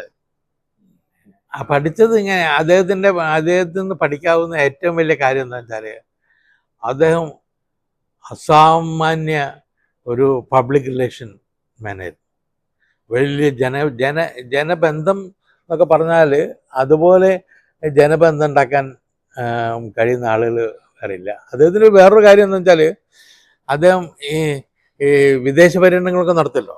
അപ്പോൾ ഓരോ സ്ഥലത്ത് പോയി, ഇപ്പോൾ ആഫ്രിക്കയിൽ പോയി നോക്കിയോ, ആഫ്രിക്കയിലെ പോയി വെച്ചാൽ അവിടെ വല്ല ടെലിഫോൺ ബുക്ക് ഉണ്ടെങ്കിൽ ആ ടെലിഫോൺ ബുക്കിൽ വല്ല മലയാളി പേരുള്ള, അല്ല പല സ്ഥലങ്ങളിലും പോകുന്ന നേരം ഈ ടെലിഫോൺ ബുക്കിനെയാണ് ആശ്രയിക്കുക. എന്നിട്ട് നോക്കുകയാണ് നായർ എന്ന് പറഞ്ഞ പേരുണ്ടോ, മേനോൻ എന്ന് പറഞ്ഞ പേരുണ്ടോ, അല്ലെങ്കിൽ കേരളത്തിൻ്റെ മറ്റ് പല പേരുകളിലും ഇപ്പോൾ കുര്യൻ എന്ന് പറഞ്ഞാൽ ഇവിടുന്ന് ഉണ്ടാവുള്ളൂ. അതുപോലെ എന്താണ് കേരളത്തിൻ്റെ ക്രിസ്തീയ നാമങ്ങൾ, പ്രത്യേകിച്ച് ഇപ്പോൾ കേരളത്തിൽ തന്നെ അറിയുന്ന ചില ക്രിസ്തീയ നാമങ്ങൾ, അതുപോലെ ഹിന്ദു മുസ്ലിമാവും പിന്നെ അറിയില്ല, കേരളമാണോ ഇല്ലയൊന്നും അറിയില്ല. അപ്പോൾ അതൊക്കെ നോക്കിയിട്ട് വിളിക്കും, ടെലിഫോൺ വിളിച്ച്. അങ്ങനെ ഏതോ ഒരു സ്ഥലത്ത് മൂപ്പര് പുസ്തകം എഴുതിയിട്ടുണ്ട്, ജേർണലിസം ഒരു യാത്ര എന്ന് പറഞ്ഞിട്ട്, പത്രപ്രവർത്തനം ഒരു യാത്ര എന്ന് പറഞ്ഞൊരു പുസ്തകം എഴുതിയിട്ടുണ്ട്. അതിനകത്തൊരു കാര്യം പറയുന്നുണ്ട്. അതിലെന്താ വെച്ചാൽ ഒരാളെ ഇതുപോലെ വേറെ എവിടെയോ പോയിട്ട്, അത് ലാറ്റിൻ അമേരിക്കൻ രാജ്യത്തോ അവിടെ എവിടെയോ പോയിട്ട് ഈ മൂപ്പര് വിളിച്ചു. അപ്പോൾ ഹോട്ടലിൽ താമസിക്കുകയാണ്. അപ്പം പിന്നെ വിളിച്ചത് നമുക്ക് ഒരുമിച്ച് ഭക്ഷണം കഴിക്കാമെന്ന് അയാൾ പറഞ്ഞു. അപ്പം നോക്കുന്നത് പിറ്റേന്ന് രാവിലെ പോകണം. അപ്പോൾ ഈ സ്ഥലത്തു നിന്ന് കുറച്ച് ദൂരമുണ്ട്. അപ്പോൾ എങ്ങനെ ആണ് ഒരുമിച്ച് ഭക്ഷണം കഴിക്കാൻ, നമുക്ക് തമ്മിൽ കാണുകയും വേണം. ഇയാൾക്ക് വിളിച്ചപ്പോൾ വലിയ സന്തോഷമായി ഈ ഫോൺ എടുത്ത മലയാളിക്ക്. ഒരു കാര്യം ചെയ്യാം, ഞാൻ ഭക്ഷണമൊക്കെ ആയിട്ട് അങ്ങോട്ട് വരാൻ, ഹോട്ടലിലേക്ക് വരാൻ. നമ്മൾ ഒരു കാറൊക്കെ എടുത്തിട്ട്, കാരണം ഇവിടുന്ന് കാറ് അങ്ങോട്ട് പോയിട്ട് പിന്നെ ഭക്ഷണം കഴിച്ച് ഇവിടെ തിരിച്ചു വരാൻ സമയമില്ല, പിറ്റേന്ന് പോകേണ്ടതെന്നാണ്. എന്നിട്ട് അവിടെ വന്ന് ഭക്ഷണം കഴിച്ച് പിന്നെ ആ ആൾ പിന്നെ വളരെ അടുത്ത സുഹൃത്തായിരുന്നു പറഞ്ഞത്. പിന്നെ ദീർഘകാലം ഡൽഹിയിലും അവിടെ ഇവിടെയൊക്കെ പോയാലും എവിടെ പോയാലും ഒക്കെ ഉണ്ടാവുന്നത്. അങ്ങനെയുള്ള കുറേ സൗഹൃദങ്ങൾ ലോകം ഒട്ടുക്കും അദ്ദേഹത്തിൻ്റെ മലയാളികളുടെ ആയിട്ടുണ്ട്. അങ്ങനെ ഒരു വലിയൊരു മലയാളി ബന്ധം അദ്ദേഹത്തിനുണ്ട്. ഈ മലയാളികളെയാണ് മൂപ്പര് കാര്യമായിട്ടും എല്ലാ സ്ഥലങ്ങളിലും, ഗവൺമെൻറ് ഓഫീസിലായാലും ശരി, മറ്റുള്ള സ്ഥലങ്ങളിലായാലും ശരി, മൂപ്പരുടെ ഇൻഫ്ലുവൻസിന് ഒരു വലിയ പ്രധാന ഘടകമായത് അവരായിട്ടുള്ള സൗഹൃദ ബന്ധം. അത് കൾട്ടിവേറ്റ് ചെയ്യുന്നതിൽ അദ്ദേഹത്തിന് ഒരു പ്രത്യേക സാമർഥ്യമുണ്ട്. രാവിലെ ഓഫീസിൽ വന്നാൽ 9 മണിക്ക് ഓഫീസ് വരും, 9 o'clock ഓഫീസിൽ വന്നാൽ ഒരു 11 മണി വരെ, 11 മിക്കവാറും 11 വരെ ഇങ്ങനെ ടെലിഫോൺ ചെയ്തുകൊണ്ടേയിരിക്കും. അന്ന് ഈ ടെലിഫോൺ തന്നെ ഉള്ളൂ, അല്ലാതെ അങ്ങനെ എന്നിട്ട് അത് കഴിഞ്ഞാൽ പിന്നെ ചില ആളുകളെയൊക്കെ കാണാൻ പോകും. അങ്ങനെ കാണാൻ ചെന്നിട്ട് ഇപ്പോൾ ഏത് പരിചയമില്ലാത്ത ആളെയും മുമ്പിൽ ചെന്ന് കണ്ട് സംസാരിച്ചു. അങ്ങനെയാണ് ഒരു ബന്ധം ഉണ്ടാക്കുന്ന അദ്ദേഹത്തിൻ്റെ രീതി. അത് ഞാൻ വളരെ എനിക്കൊരു പാഠമായിട്ടുണ്ട്. ഞാനും അതുപോലെയൊക്കെ അതത്ര ചെയ്യാൻ പറ്റില്ല അദ്ദേഹത്തിനുമായി. അത്ര എനിക്ക് പ്രത്യേകിച്ചും തീരെ പരിചയമില്ലാത്ത ആളുകളൊക്കെ വിളിക്കാനൊക്കെ കുറച്ച് മടിയുണ്ട്. അദ്ദേഹത്തിന് ആ മടിയൊന്നുമില്ല. അപ്പോൾ ഇടിച്ചു കയറും. അതുപോലെ എനിക്ക് ചെയ്യാൻ കഴിഞ്ഞിട്ടില്ല. എന്നാലും അതൊരു ഇതായിട്ട്. പിന്നെ ആളുകളുടെയൊക്കെ വിവരങ്ങൾ സൂക്ഷിക്കുക, അത് ഞാൻ ചെയ്തിട്ടുണ്ട്. അങ്ങനെ അതൊക്കെ അദ്ദേഹത്തിൽ നിന്ന് പഠിച്ചിട്ടുള്ള ഒരു പാഠമാണ്. പിന്നെ ആളുകളെ പെരുമാറ്റം വളരെ സൗഹൃദപരമായിട്ട്, വളരെ വാമായിട്ട് പെരുമാറും അദ്ദേഹത്തിൻ്റെ. ആർക്കും മാധവൻകുട്ടിയെ പരിചയപ്പെട്ട ഒരാൾക്കും അദ്ദേഹത്തിൻ്റെ ഒരു സ്നേഹിതനാവാനേ പറ്റുള്ളൂ, ശത്രുവാകാൻ പ്രയാസമായിരിക്കും. അതാണ് അദ്ദേഹത്തിൻ്റെ ഒരു രീതി. അതും ജീവിതത്തിൽ കൊണ്ടുവരാൻ ഞാൻ ശ്രമിച്ചിട്ടുണ്ട്. അദ്ദേഹത്തിനെ പോലെ കഴിയുന്ന പ്രയാസമാണ്. അത് അദ്ദേഹത്തിൻ്റെ ഒരു പ്രത്യേകിച്ച് അദ്ദേഹത്തിൻ്റെ വളരെ ബോഡി ലാംഗ്വേജ് തന്നെ ആ രീതിയിലാണ്. പക്ഷെ ഓരോരുത്തരുടെ ബോഡി ലാംഗ്വേജ് വ്യത്യാസം ഉണ്ടാവുമല്ലോ, അങ്ങനെയുള്ള അതൊക്കെ നമുക്ക് പഠിക്കാൻ പറ്റിയുള്ള കാര്യങ്ങളാണ്. എനിക്ക് ഇന്ദിരാഗാന്ധിയായിട്ടുള്ള ബന്ധം എന്ന് പറഞ്ഞാൽ എൻ്റെ ആരാധനയുടെ ഒരു ഇത്. ഞാൻ കോഴിക്കോട്ട് 78 പാലക്കാട്ട് പോകുന്നതിന് മുമ്പ് 78 ചിക്മംഗ്ലൂർ ഇലക്ഷൻ നടക്കുക. ചിക്മംഗ്ലൂർ ഇലക്ഷൻ്റെ ബാക്ക്ഗ്രൗണ്ട് എന്താണെന്ന് വെച്ചാൽ, ചിക്മംഗ്ലൂരിൽ ചന്ദ്രഗൗഡയാണ് അവിടെ കോൺഗ്രസിൻ്റെ MP. അപ്പോൾ ഇന്ദിരാഗാന്ധി റായ്ബറേലി തോറ്റതുകൊണ്ട് അവർ പാർലമെൻറ്റിലില്ല. CM സ്റ്റീഫനാണ് അന്ന് കോൺഗ്രസിൻ്റെ പ്രതിപക്ഷ നേതാവ്. അപ്പോൾ ഇന്ദിരാഗാന്ധി പാർലമെൻറ്റിൽ വരണമെന്ന് കോൺഗ്രസിനകത്ത് കാര്യമായിട്ടുള്ളൊരിതായി.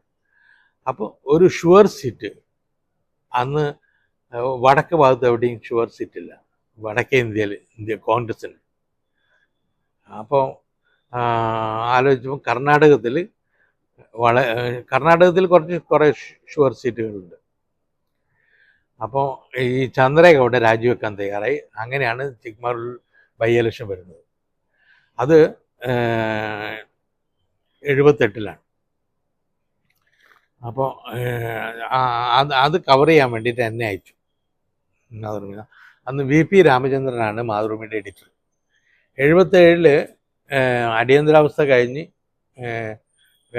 കഴിഞ്ഞപ്പം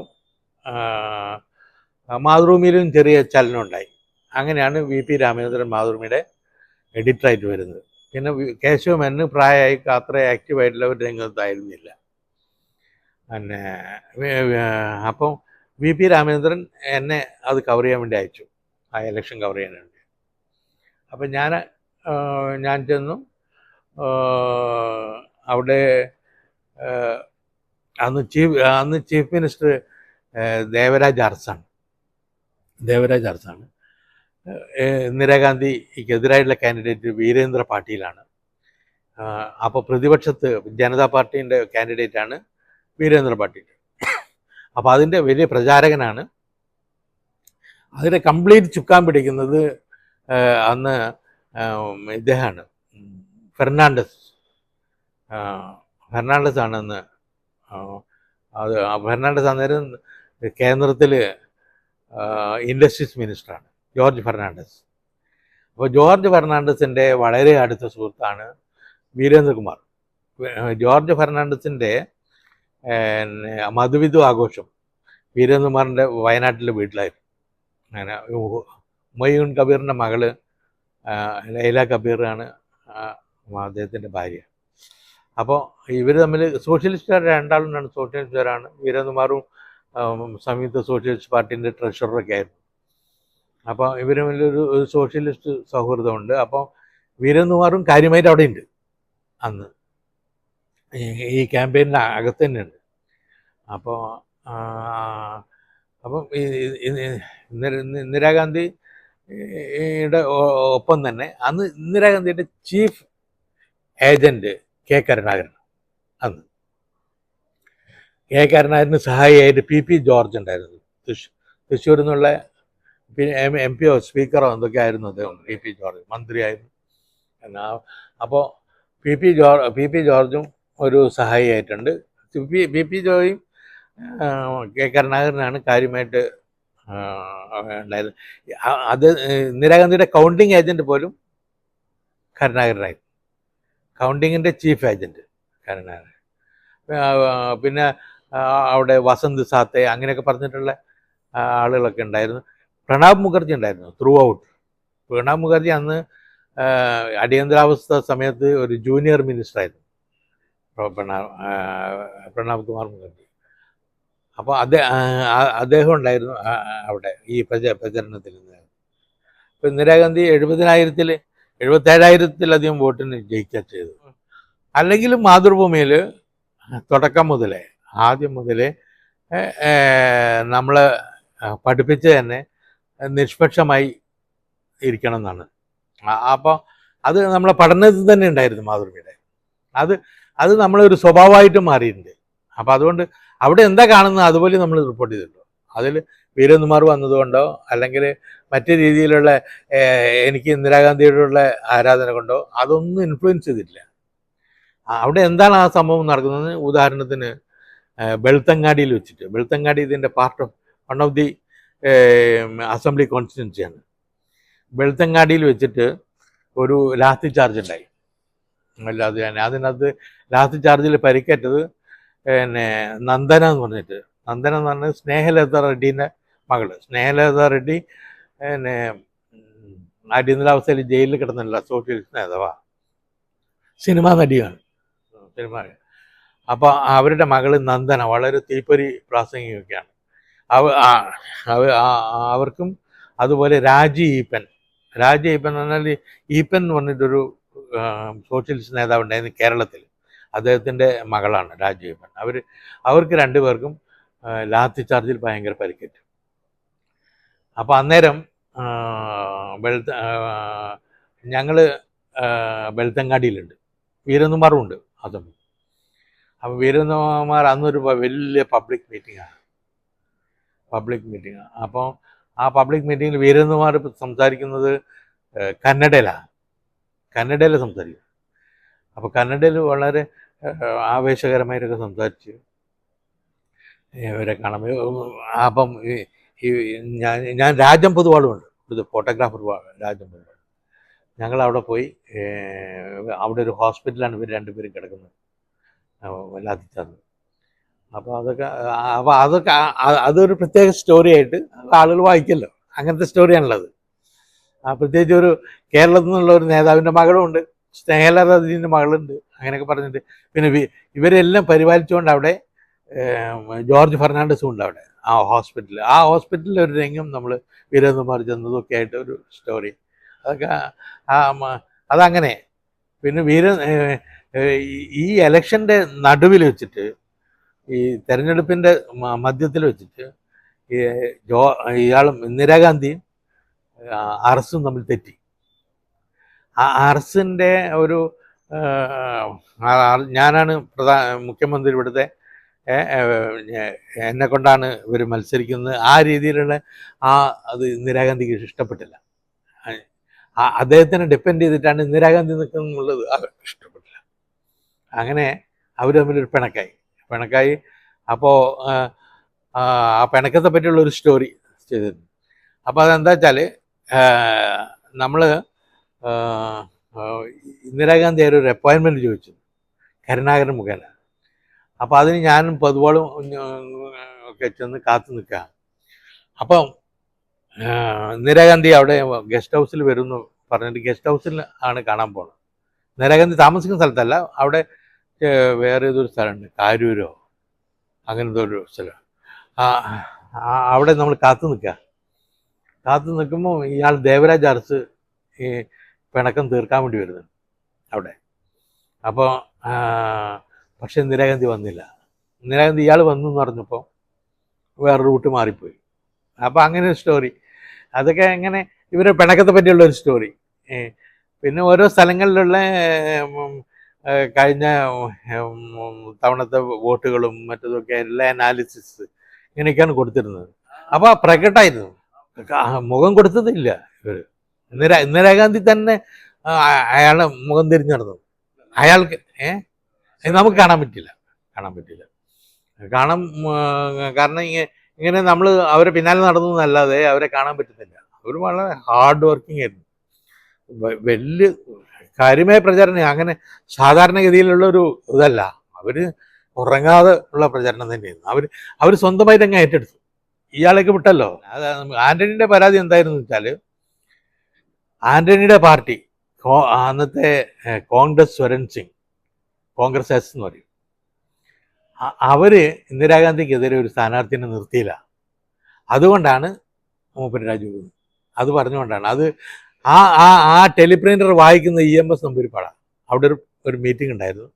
ആ പബ്ലിക് മീറ്റിങ്ങിൽ വെച്ചിട്ട് EMS നമ്പൂതിരിപ്പാടാണ് ഈ ടെലിപ്രിൻ്റർ മെസ്സേജ് ഇങ്ങനെ ആൻ്റണി റിസൈൻ എന്ന് പറഞ്ഞിട്ടുള്ള അത് വായിക്കുന്നത്. അന്ന് K. മോഹൻ ഉണ്ടായിരുന്നു, ദേശാഭിമാനിയുടെ കരസ്പോണ്ടന്റ്. എൻ്റെ തൊട്ടത് മുറിയിലാണ് ഞങ്ങൾ താമസിച്ച ലോഡ്ജിൽ എൻ്റെ തൊട്ട മുറിയിലാണ് കെ മോഹൻ താമസിച്ചത്. അല്ല, ചിക്കമംഗളൂരിൽ വെച്ചിട്ടും കണ്ടിട്ടുണ്ട്, പക്ഷേ സംസാരിച്ചിട്ടില്ല. അവരെ പല മീറ്റിങ്ങുകളിലും നമ്മൾ കാണും, അടുത്തൊക്കെ കാണും, പക്ഷേ ഈ ഇൻ്റർവ്യൂ ഒന്നും കിട്ടിയില്ല. അതവർ തരണ്ടെന്ന് വിചാരിച്ചിട്ടായിരിക്കും ചിലപ്പോൾ. നമ്മൾ കരുണാകരൻ മുഖേന ശ്രമിച്ചിരുന്നു, പക്ഷേ സാധിച്ചില്ല. ഒരു തവണ രാജൻ പൊതുവാളിന് നല്ല ഫോട്ടോസൊക്കെ കിട്ടിയിട്ടുണ്ട് അവരായിട്ടുള്ള, നമ്മൾ പോയപ്പോഴൊക്കെ. പക്ഷെ ഇൻ്റർവ്യൂ സാധിച്ചില്ല. ശരിക്കും പറഞ്ഞാൽ ഈ ചിക്കമംഗലൂർ തെരഞ്ഞെടുപ്പ് കവറേജ് എന്നെ സംബന്ധിച്ചിടത്തോളം എൻ്റെ കരിയർ തന്നെ ഒരു വലിയ ചവിട്ടുപടിയാണത്. അതിന് ഞാൻ വി പി രാമചന്ദ്രനെ നമസ്കരിക്കുകയാണ്. കാരണം വെറും ഒരു ജൂനിയർ റിപ്പോർട്ടറാണ് ഞാൻ അന്ന് മാതൃഭൂമിയിൽ.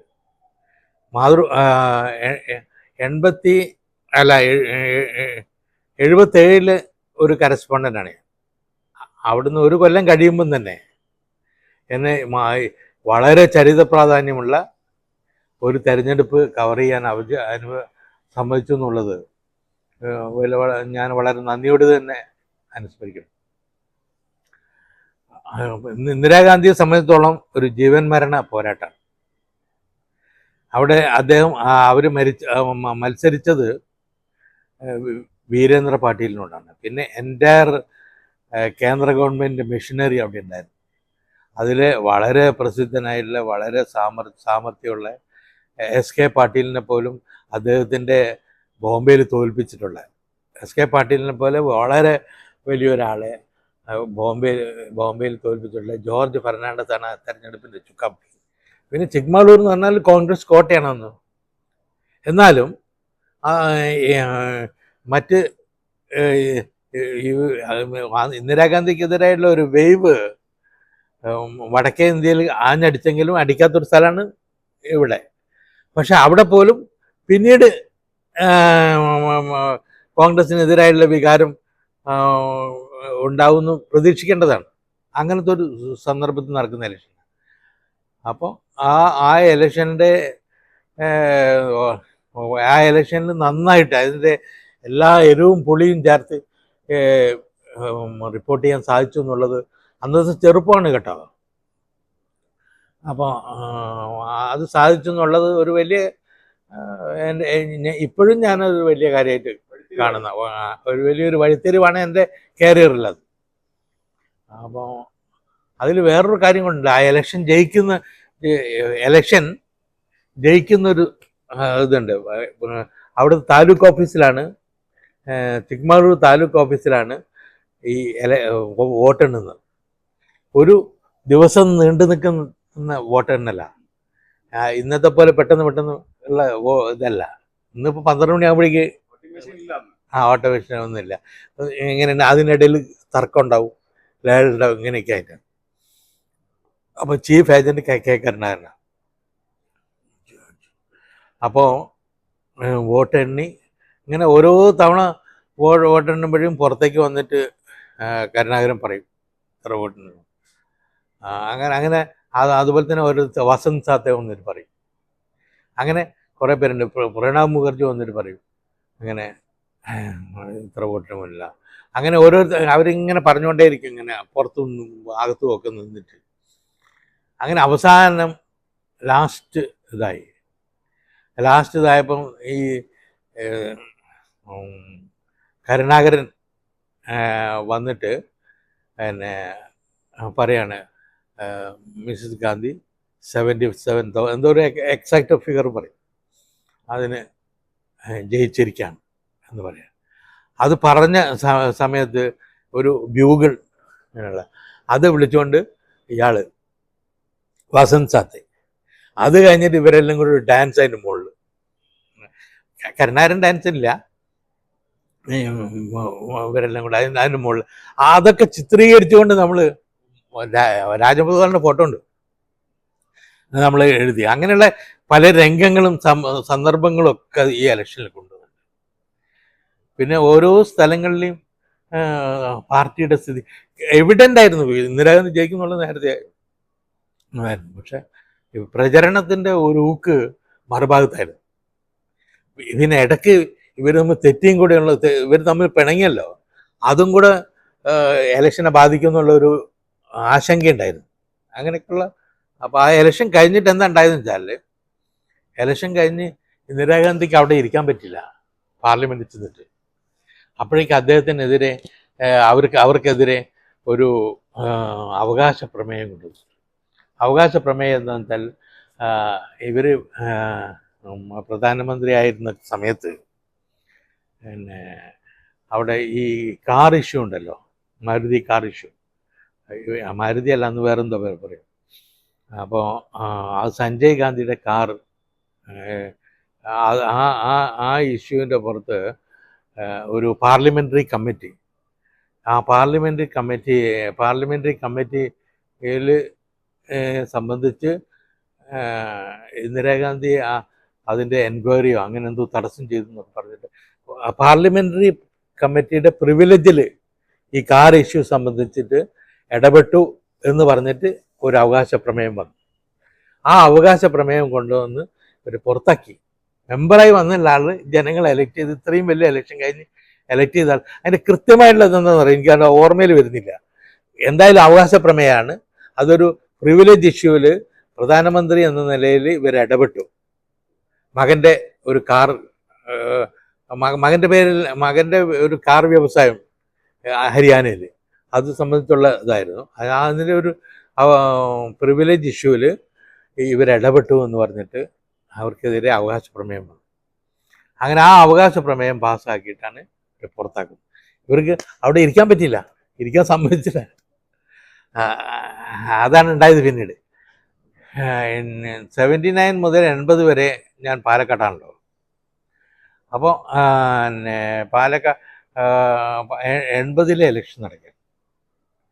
80-ലെ ഇലക്ഷൻ നടക്കുമ്പം സാധാരണഗതിയിൽ കേരളത്തിലെ മുതൽ പാലക്കാട് ഒരു മാർക്സിസ്റ്റ് കോട്ടയായിട്ടാണ്, എന്ന് പറഞ്ഞാൽ കമ്മ്യൂണിസ്റ്റ് കോട്ടയായിട്ടാണ് പാലക്കാട്. അപ്പോൾ അവിടെ നിന്ന് വിജയരാഘവൻ ജയിക്കുക, VS വിജയരാഘവൻ, അന്ന് 80-ലെ ഇലക്ഷൻ. അദ്ദേഹത്തിനെതിരായുള്ള കാൻഡിഡേറ്റ് ശിവദാസ് മേനോനായിരുന്നു. അത് കഴിഞ്ഞ് കുറച്ച് കഴിയുമ്പോൾ അവിടെ അസംബ്ലി ഇലക്ഷൻ നടത്തി കേരളത്തിൽ. EK നായനാർ മലമ്പുഴയിൽ നിന്ന് മത്സരിക്കുക. അപ്പോൾ അകത്തെ തറയിൽ നായനാരുടെ ഒരു മീറ്റിംഗാണ്. അപ്പോൾ അതിനു മുമ്പ് ഇന്ദിരാഗാന്ധി വന്ന് കോട്ട മൈതാനിയിൽ വലിയ പ്രസംഗം വന്നു, ഭയങ്കരമായ വെൽ ഓർഗനൈസ്ഡ് മീറ്റിംഗ് ഉണ്ട്. അപ്പോൾ അത് കഴിഞ്ഞിട്ട് നായനാരുടെ ക്യാമ്പയിൻ, നായനാർ അല്ല തന്നെ അവിടെ ഉണ്ട്, മലമ്പുഴയിലെ സ്ഥാനാർത്ഥി എന്നുള്ള നിലയിൽ. അപ്പോൾ ആദ്യത്തെ തറയിൽ പ്രസംഗിക്കുകയാണ്. പ്രസംഗിക്കുന്നതെന്ന് വെച്ചാൽ, ഇന്ദിരാഗാന്ധി വന്നല്ലോ, അവരുടെ ചേല കണ്ടിട്ടൊന്നും അവരുടെ ചേല കണ്ടിട്ടൊന്നും ഇവിടുത്തെ ആളുകൾ വോട്ട് ചെയ്യില്ല, അത് എനക്കറിയാം. പിന്നെ നിങ്ങളെല്ലാം കൂടെ ശിവദാസനെ തോൽപ്പിച്ചല്ലോ. 80-ല്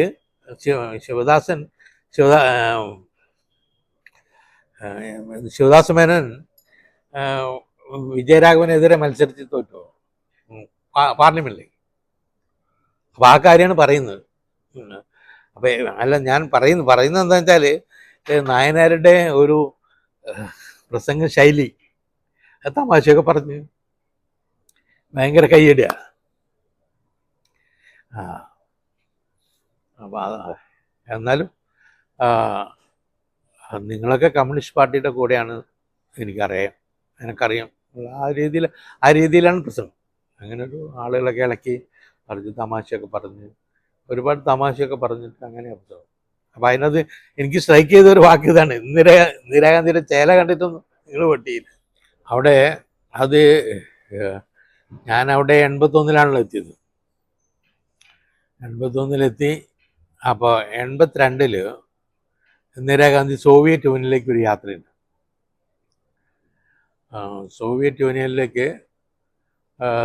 യൂണിയനിൽ അന്നത്തെ, ഇന്നിപ്പം യുദ്ധം നടക്കുന്ന ഉക്രൈൻ, ഉക്രൈനിലെ കീവ്, പിന്നെ അതുകൂടാതെ ഇസ്റ്റോണിയയിലെ ടാലിൻ,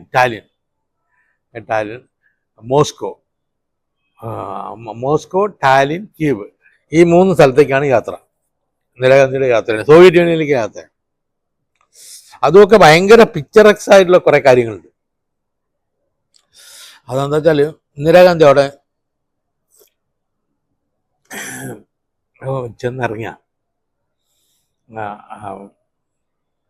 ആഗസ്റ്റിലാണിത്. അപ്പം ബ്രഷ്നേവാണ് പ്രസിഡന്റ്. എനിക്ക് ഇത്ര ഓർക്കാൻ പറ്റുന്ന വലിയ കാര്യം. ഈ കാര്യങ്ങളൊക്കെ കുറേയൊക്കെ ഓർക്കുന്നുണ്ടല്ലോ, ചില ഇയർ മാത്രം തെറ്റിപ്പോണം. ഇത് 82 തന്നെ, കുഴപ്പമില്ല, ആഗസ്റ്റിലാണ് അതൊക്കെ ചെയ്യാം. അപ്പം അവിടെ ഇന്ദിരാഗാന്ധി വിമാനം ഇറങ്ങുന്നു. അപ്പം ബ്രഷ്നേവ് സ്വീകരിക്കാൻ എയർപോർട്ടിൽ വന്നിട്ടുണ്ട്. അപ്പം ബ്രഷ്നേവിൻ്റെ നീക്കം എങ്ങനെയാണെന്ന് വെച്ചാൽ നമ്മൾ കാലിലൊരു ചക്രം വെച്ച മാതിരിയാണ്, ഇങ്ങനെ മൂവ് ചെയ്യുക. അങ്ങനെ അദ്ദേഹത്തിന് തീരെ വയ്യ, ഒട്ടും വയ്യ. അദ്ദേഹം പ്രായമായി, രോഗമാണ്, തീരെ വയ്യ. എന്നാലും ഇന്ദിരാഗാന്ധി വന്നപ്പോൾ അദ്ദേഹം വന്നു. ഇങ്ങനെ അവിടുന്ന് 3 മാസം കഴിയുമ്പോഴാണ് അദ്ദേഹം മരിക്കുന്നത്, ബ്രഷ്നേവ് മരിക്കുന്നത്.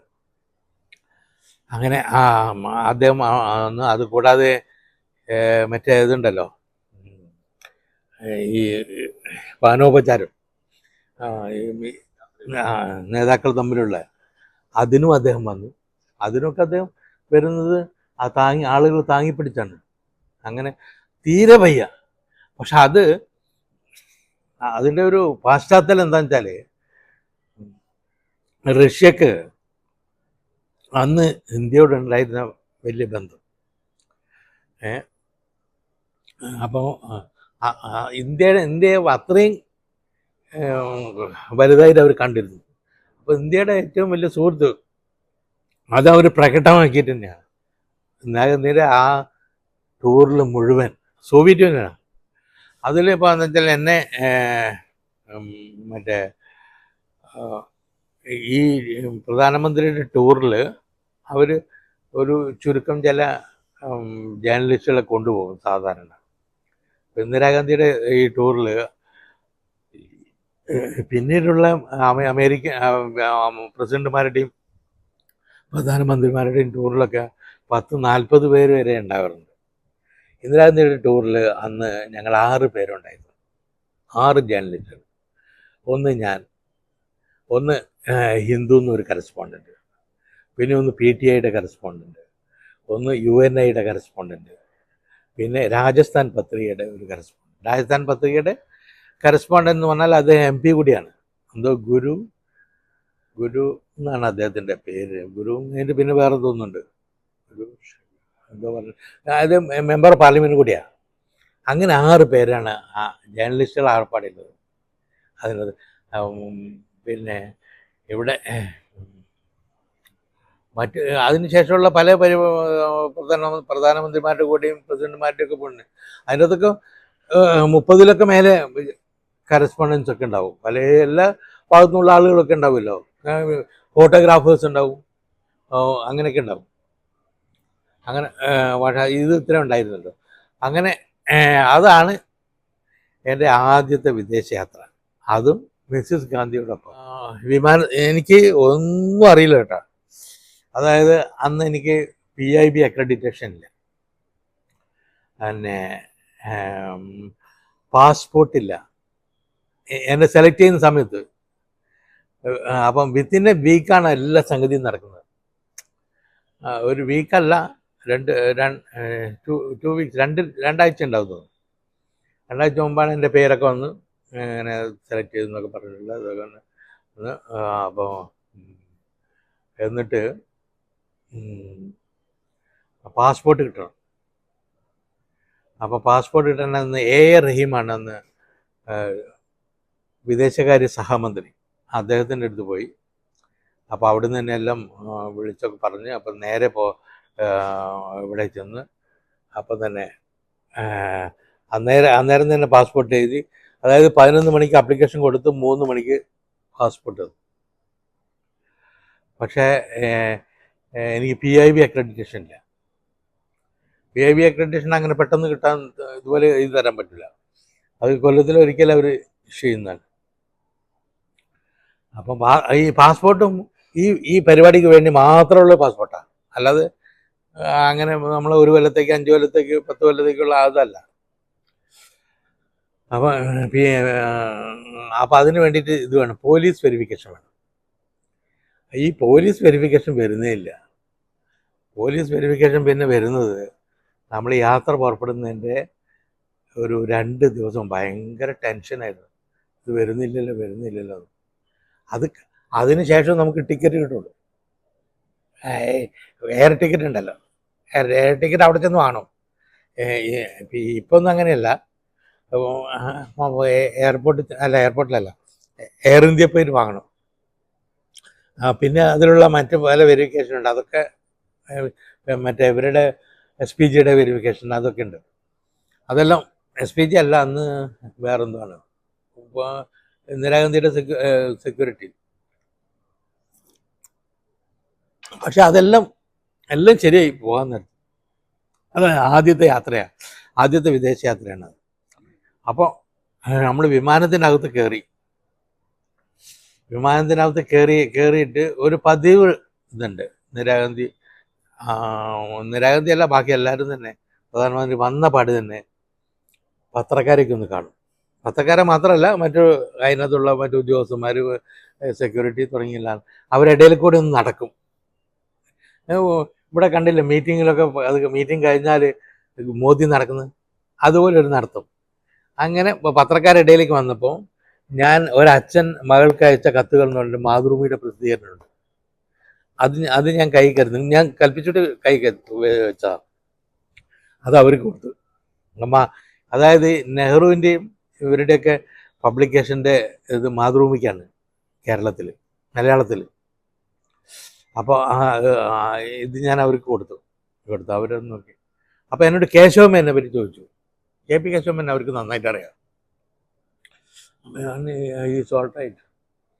പിന്നെ VP രാമചന്ദ്രനെ പറ്റിയും ചോദിച്ചു. VP രാമചന്ദ്രൻ നന്നായിട്ട് അറിയാം. ഹൗ ഈസ് മാതൃഭൂമി, അങ്ങനെയൊക്കെ പറഞ്ഞു, നമസ്കാരം പറഞ്ഞു.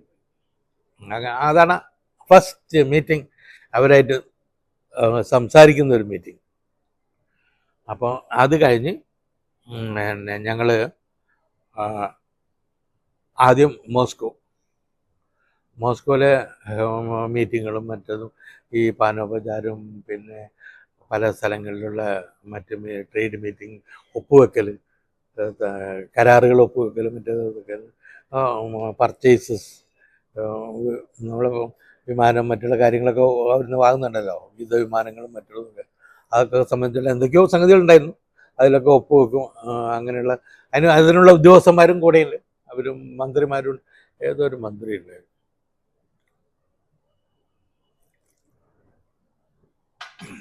അങ്ങനെ ഇത് കഴിഞ്ഞു.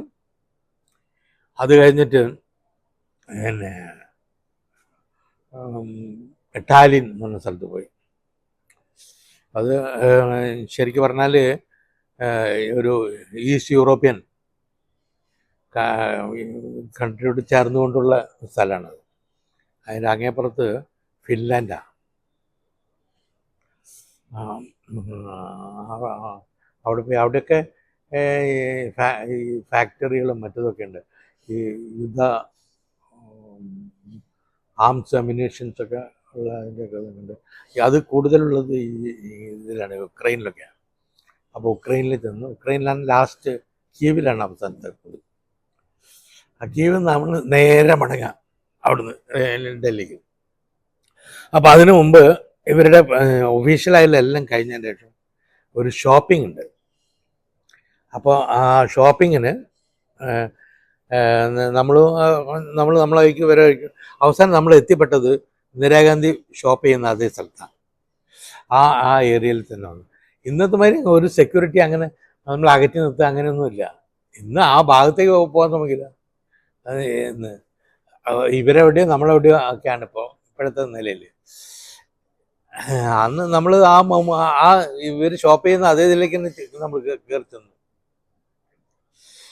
കയറി ചെന്ന് അപ്പോൾ അവൻ എന്താ വെച്ചാൽ ഈ ഈ രാഹുൽ ഗാന്ധിക്ക് പിന്നെ വരുൺ ഗാന്ധി വരുൺ ഗാന്ധിക്ക് ഇവർക്കൊക്കെ ചില കളിക്കോപ്പുകൾ മറ്റേതൊക്കെ ചെറിയ കുട്ടികളാണ് അവർ. അതൊക്കെ വാങ്ങുകയാണ്. അവർക്ക് വേണ്ട സാധനങ്ങളൊക്കെയാണ് വാങ്ങുന്നത്. അപ്പോൾ അവരുടെ ഒരു സോഷ്യൽ അസിസ്റ്റൻ്റ് ഒരു ലേഡി ഉണ്ടായിരുന്നു, വലിയ പ്രസിദ്ധയുള്ള പേരെനിക്ക് പെട്ടെന്ന് കിട്ടുന്നില്ല. അവരാണ് ഹെൽപ്പ് ചെയ്തത്. അവർ ഇന്ദിരാഗാന്ധിക്കുള്ള ചില സാധനം, ഒരു വാച്ച് ഉണ്ട്, ഒരു ജാതി വാച്ച്, അത് കഴുത്തിലിടുന്ന ഇതാണ്. ഇങ്ങനെ നോക്കാം ടൈമേ. അതൊക്കെ നമ്മൾ അവിടുന്ന് എന്തൊക്കെയോ ചില കാര്യങ്ങളൊക്കെ വാങ്ങിക്കും. അന്ന് ഒരു ഒരു ഇതിൻ്റെ മേലെ, ഒരു കുതിരൻ്റെ മേലെ വേറൊരു കുതിര, അങ്ങനെയൊക്കെയുള്ള ഒരു സാധനമുണ്ട്. അങ്ങനത്തെ ഒരു സാധനം ഞാൻ വാങ്ങിക്കും. അങ്ങനെയൊക്കെയുള്ള ചില പാത്രങ്ങൾ, പിന്നെ ഈ ഇതിൻ്റെ ഈ കണ്ണാടി പാത്രങ്ങളില്ലേ, അങ്ങനെയുള്ള ചിലതൊക്കെ നമ്മൾ വാങ്ങിച്ചു. അപ്പോൾ അതെല്ലാം കഴിഞ്ഞ് അവർ ഷോപ്പിംഗ് ഉള്ള സമയത്ത് നമ്മളും ചോദിച്ചു, വാട്ട് ഡു യു വാണ്ട് എന്നൊക്കെ ചോദിച്ചു. ഞാൻ മാത്രമല്ല, മറ്റു ജേർണലിസ്റ്റുകളൊക്കെ ഉണ്ട്. അപ്പോൾ അവർ മൂപ്പരായിട്ട് വളരെ, അദ്ദേഹത്തിന് വളരെ അടുപ്പമുള്ളതായിരുന്നു ഉണ്ണികൃഷ്ണൻ. PTIയുടെ ചീഫായിരുന്നു അദ്ദേഹം. അദ്ദേഹത്തിൻ്റെ മകനുണ്ട് ജേർണലിസ്റ്റ് ഡൽഹിയിൽ, നന്ദൻ ഉണ്ണികൃഷ്ണൻ. അപ്പം നേരത്തെ മോസ്കോയിലൊക്കെ വർക്ക് ചെയ്തിട്ടുള്ള ആളാണ് ഈ ഉണ്ണികൃഷ്ണൻ. PTIയുടെ കറസ്പോണ്ടൻ്റൊക്കെ ആയിരുന്നു. പാലക്കാട്ടുകാരനാണ് ഉണ്ണികൃഷ്ണൻ. ഇപ്പം ഈ നോ മോർ. അപ്പം അദ്ദേഹമായിട്ട് ഒന്ന് പേഴ്സണലായിട്ട് വർത്താനം പറഞ്ഞു. അപ്പം നമ്മളൊക്കെ അടുത്തുണ്ട്. ഉണ്ണികൃഷ്ണൻ മലയാളിയാണല്ലോ, അപ്പം അതുകൊണ്ട് എനിക്കൊരു പേഴ്സണൽ ഇതുണ്ട്. അതാണ് പിന്നെ ആ യാത്രയിലൂടെ വരുന്നത്. അത് കഴിഞ്ഞ് ഞങ്ങൾ മടങ്ങി വന്നു. പിന്നെ അത് കഴിഞ്ഞ് അതിപ്പം 82-ലല്ലേ, 84 അവർ കൊല ചെയ്യപ്പെട്ടല്ലോ. 84 അവർ കൊല ചെയ്യപ്പെട്ടപ്പം അദ്ദേഹം, അത് അറിയാലോ, അദ്ദേഹത്തിൻ്റെ അവരുടെ സെക്യൂരിറ്റി സ്റ്റാഫാണ്, സെക്യൂരിറ്റി ഗാർഡ്സ്, അവരാണ് ഡിയാൻ സിംഗും സദ്വന്ത് സിംഗും, അവരാണ് ഇവരെ വെടിവെച്ച് കൊല്ലുന്നത്.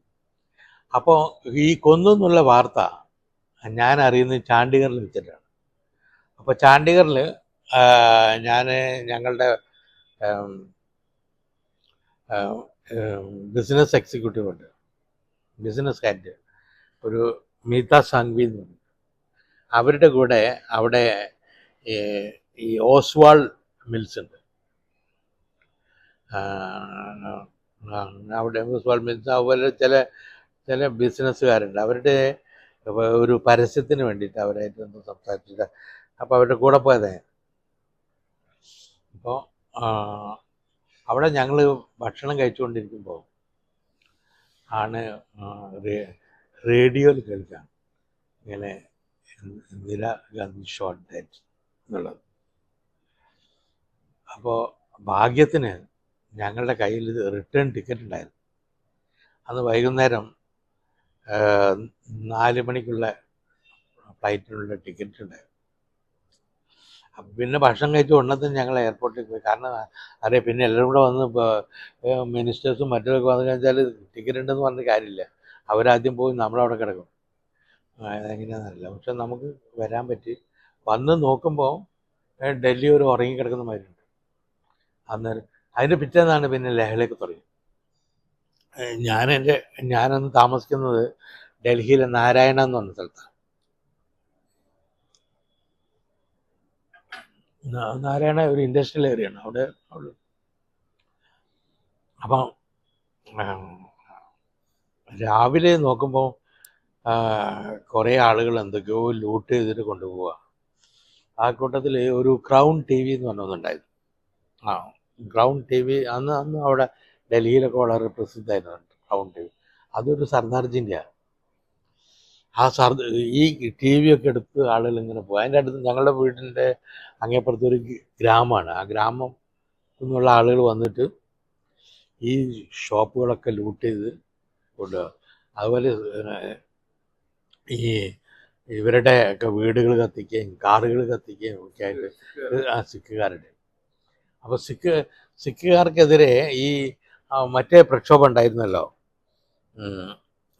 ബിന്ദ്രൻവാലയുടെ നേതൃത്വത്തിലുള്ള ഖലിസ്ഥാൻ, ബിന്ദ്രൻവാലയുടെ നേതൃത്വത്തിൽ ഇത്, അതുകൂടാതെ ഖലിസ്ഥാൻ പ്രക്ഷോഭം മൊത്തത്തിൽ ഇതെല്ലാം ആയിട്ട് അവിടെ ഈ സിഖുകാർക്ക് നല്ല സ്വാധീനമുള്ള സ്ഥലമാണ് അവിടെ ഡൽഹിയിൽ. കാര്യമായിട്ടും ബിസിനസ്സൊക്കെ ഉള്ള ആളുകളാണ് അവർ, വലിയ വലിയ ബിസിനസ്സുകാരൊക്കെ ഉണ്ടാവില്ല. അപ്പം അവർ തന്നെ തിങ്ങി താമസിക്കുന്ന ചില സ്ഥലങ്ങൾ, തിലക് നഗർ എന്നൊക്കെ പറഞ്ഞിട്ട്. അപ്പോൾ അവിടേക്കാണ് ഈ കത്തിക്കലും ആക്രമണവും ഒക്കെ ഉണ്ടായത്. അപ്പോൾ ഈ സിഖ് പ്രക്ഷോഭം, ഈ ഖലിസ്ഥാൻ മൂവ്മെൻറ്റ്, പിന്നെ ബിന്ദ്രൻവാലയുടെ സംഭവം, ഇതെല്ലാം കൂടെ ആയിട്ട് അവിടെ സിഖുകാർക്കൊരു അഹങ്കാരമൊക്കെ വന്നിട്ടുണ്ടായിരുന്നു. അതിനെതിരെ ഒരു പ്രതിഷേധം അവിടെ ഹിന്ദു കമ്മ്യൂണിറ്റിയിലുണ്ടായിരുന്നു. അപ്പോൾ അതെല്ലാം കൂടെ ഇന്ദിരാഗാന്ധിനെ കൊന്നു എന്നുള്ളത് പിന്നെ ഈ സിഖുകാർക്കെതിരെ ആക്രമണം നടത്തിയ കോൺഗ്രസ്സുകാർ മാത്രമല്ല, ഈ വികാരമുള്ള എല്ലാവരും ഉണ്ടായിരുന്നു, സകല ആളുണ്ട്. കോൺഗ്രസ്സുകാരെയാണ് ഇതിന് കുറ്റവാളികളാക്കിയെങ്കിലും കോൺഗ്രസ്സുകാർ മാത്രമല്ല, ബാക്കി പലരും ഉണ്ട്. കാരണം എന്ന് വെച്ചാൽ സിഖുകാർക്കെതിരായിട്ടുള്ള ഒരു വികാരത്തിൻ്റെ ഇതൊരു അവസരം പോലെ ആളുകൾ ഉപയോഗിച്ചാണ് അവരെ ശരിപ്പെടുത്താൻ. അല്ല, അത് കഴിഞ്ഞിട്ട് അവർ ഒതുങ്ങിപ്പോയിരുന്നു. പിന്നെ അവർ ആ പടം തളർന്നു വരുന്നു. പിന്നീടാണ് ഒരു കുറച്ച് പിന്നെ കോൺഗ്രസിനോടൊക്കെ എതിർപ്പായവർ, ഇത് കോൺഗ്രസ്സുകാരാണ് ചെയ്തെന്നുള്ളതുകൊണ്ട്. പക്ഷെ എന്നാലും പഞ്ചാബിൽ കോൺഗ്രസ് തന്നെ വന്നിരുന്നു. ബ്ലൂ സ്റ്റാർ ഓപ്പറേഷൻ അവിടെ ചെന്ന് കവർ ചെയ്തില്ല. ബ്ലൂ സ്റ്റാർ ഓപ്പറേഷൻ്റെ കവറേജ് എപ്പോഴാണ് ഉണ്ടായതെന്ന് വെച്ചാൽ, ഈ ബ്ലൂ സ്റ്റാർ കഴിഞ്ഞ് ബിന്ദ്രൻവാലനെ ഇതാക്കിയല്ലോ, അത് കഴിഞ്ഞിട്ട് അവിടെ ഒരു സിഖുകാരുടെ ഒരു ഭയങ്കര അതിൽ അവർ ഭയങ്കര രോഷാകുലരായിരുന്നു ആ സംഭവത്തിൽ. കാരണം അവരുടെ ഒരു സന്തിനെയാണല്ലോ ഇതാക്കിയത്.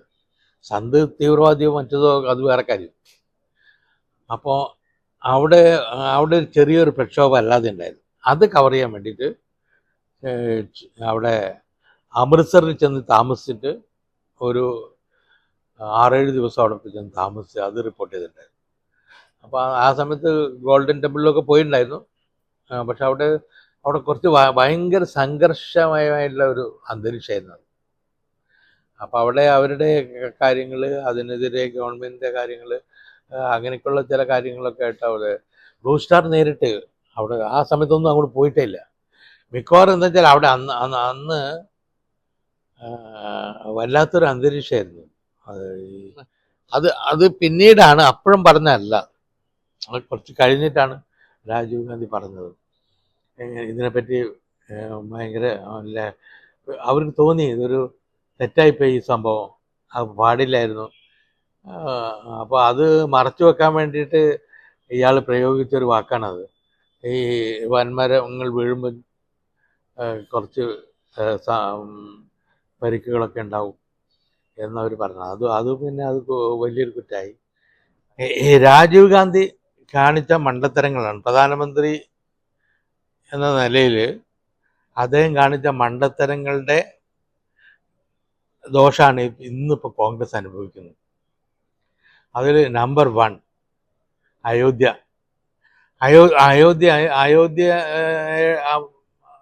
സംബന്ധിച്ചുള്ളത് എന്താണ്? അവിടെ ബാബറി മസ്ജിദ് ക്ഷേത്രമായിരുന്നു. ആ ക്ഷേത്രം ബാബർ പൊളിച്ച് മസ്ജിദാക്കിയതാണ്. അത് തിരിച്ച് ക്ഷേത്രമാക്കണം എന്നുള്ള ഒരു സംഘർഷമാണ് അവിടെ. അപ്പോൾ ആ സംഘർഷങ്ങളൊക്കെ ഉണ്ടെങ്കിലും അത് അങ്ങനെ തന്നെ കിടക്കുകയായിരുന്നു. അങ്ങനെയുള്ള പല സംഭവങ്ങളും നമ്മളതുണ്ട്. ഇപ്പം തന്നെ മറ്റേ കാശിയിലെ പ്രശ്നമുണ്ട്, മറ്റേ അങ്ങനെ പല സ്ഥലങ്ങളിലും മധുരയിലെ പ്രശ്നമുണ്ട്. ഇതൊക്കെ ഇങ്ങനെ കിടക്കുന്നുണ്ട്. പക്ഷെ അതൊരു വലിയ പൊട്ടിത്തെറിയോ ഒന്നും ഉണ്ടാക്കുന്നില്ല. അതുപോലെ കിടക്കുന്ന ഒരു സംഭവമായിരുന്നു. അപ്പോൾ അവിടെ എന്തുണ്ടായി വെച്ചാൽ രാജീവ് ഗാന്ധി ഈ ക്ഷേത്രത്തിന്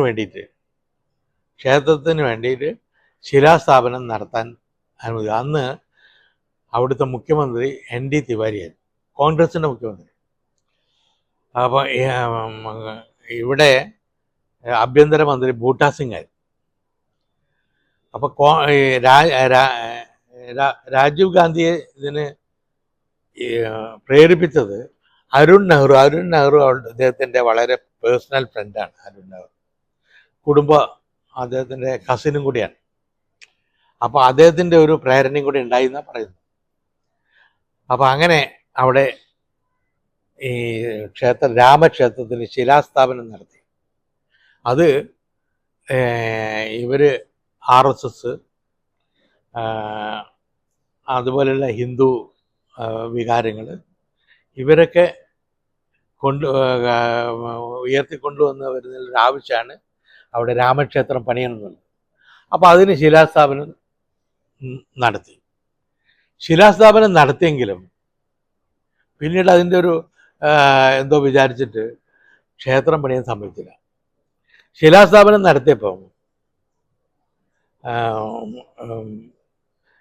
മുസ്ലിംസ് ക്ഷേത്രം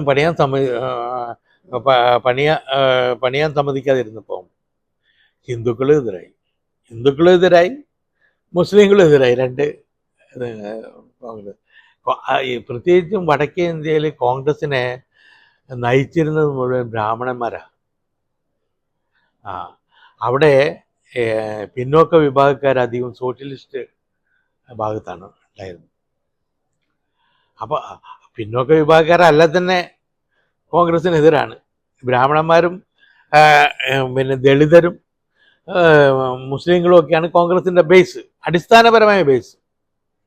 അതൊക്കെ ഇളകി, അത് കംപ്ലീറ്റ് പെട്ടെന്ന് ഈ ഒരു സംഭവത്തോടെ അതൊന്ന് ഇളകിപ്പോയി.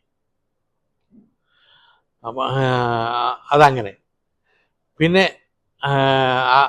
ആ പ്രശ്നം അങ്ങനെ വന്നു. അത് അദ്ദേഹത്തിൻ്റെ ഒരു ഇത്. പിന്നെ വേറൊന്ന് അദ്ദേഹം ചെയ്തതെന്ന് വെച്ചാൽ ഈ ബോഫേഴ്സ് ഇടപാടിൽ അദ്ദേഹം സത്യസന്ധമായി ചെയ്തതാണെങ്കിലും അതിന് ആ സത്യസന്ധതയെ വ്യാഖ്യാനിച്ചുകൊണ്ടുള്ള ആരോപണങ്ങളുണ്ടല്ലോ, അതിനെ നേരിടാൻ അദ്ദേഹത്തിന് അത്ര ബലം ഉണ്ടായില്ല. അതിനൊരു കാരണം കൊട്ടറോച്ചി ഇറ്റലിക്കാരനാണെന്നുള്ളതാണ്. അത് സോണിയാഗാന്ധി ആയിട്ട് വളരെ ബന്ധമുള്ള ആളാണ് എന്നുള്ള അത് സ്ഥാപിക്കാൻ പുറത്തുനിന്നുള്ള ആളുടെ ആ ഒരു പ്രചരണം. പിന്നെ ബോഫേഴ്സ് വാങ്ങിയത് എന്തോ ഒരു വലിയ തെറ്റാണെന്നും വലിയ അഴിമതിയാണെന്നും ആ രീതിയിൽ അതിന് നേരിടാനുള്ള ഒരു രാഷ്ട്രീയ ബുദ്ധി ഇദ്ദേഹത്തിനുണ്ടായില്ല, കോൺഗ്രസിനുണ്ടായില്ല. അപ്പോൾ അത് രണ്ടാമത്തെ കാര്യം. അപ്പോൾ അതോടുകൂടി ഇയാൾ ക്ലീൻ അല്ല, ഇയാൾ അൺക്ലീനാണ്, അഴിമതിക്കാരനാണ് എന്നുള്ളത് ഒരു ശങ്ക ജനങ്ങളുടെ ഇടയിൽ ഉണ്ടായിരുന്നു. അങ്ങനെ ഒരു സംഗതി. പിന്നെ മൂന്നാമത്തെ സംഗതി എന്താ വെച്ചാൽ ശ്രീലങ്ക പ്രശ്നം.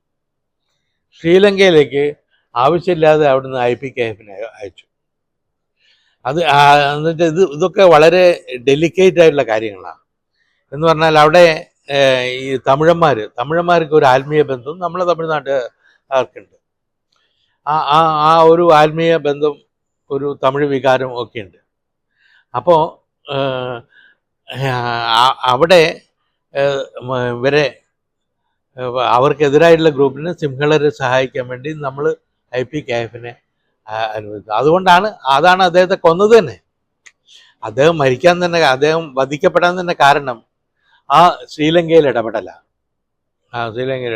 അത് പക്ഷേ ആ ഒരു തമിഴരോട് തെറ്റ് ചെയ്തു എന്നുള്ളത് ഒരു തമിഴ് വികാരമായിട്ട് അവിടെ വന്നു. അവിടെ DMKയും ADMK ഒക്കെ ആയിട്ട് കോൺഗ്രസ് അലയൻസിൽ ഉണ്ടായതുകൊണ്ട് കോൺഗ്രസിന് ഒരു ഇതുണ്ട്, അല്ലാതെ കോൺഗ്രസ് ഒന്നും അല്ലാത്ത നിലയിലാണ്.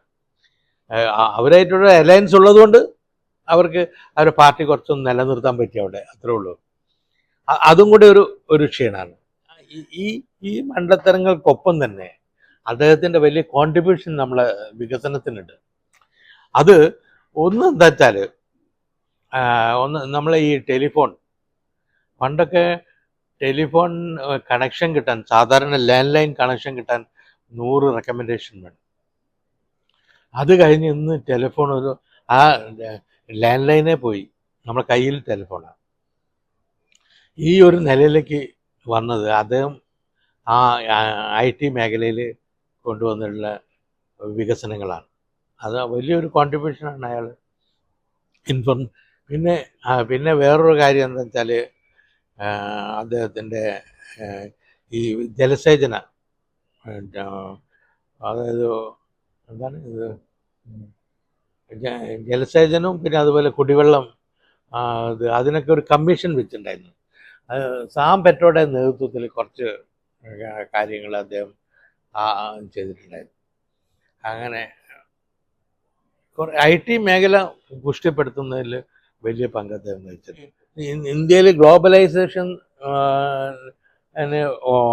വളരെ സഹായകമായിട്ടുള്ള ഗവൺമെൻറ് നിലപാടുകളാണ്, സമീപനങ്ങളാണ് അദ്ദേഹം നടത്തിയിട്ടുള്ളത്. അതിൽ ഈ സാം പെട്രോളിൻ്റെ വലിയൊരു റോളുണ്ട്. സാം പെട്രോളെ പോലെയുള്ള ആളുകളെ ഒക്കെ അദ്ദേഹം കൊണ്ടുവന്നു. പല മേഖലകളിലും ഈ വിദഗ്ധരായിട്ടുള്ള ആളുകളെ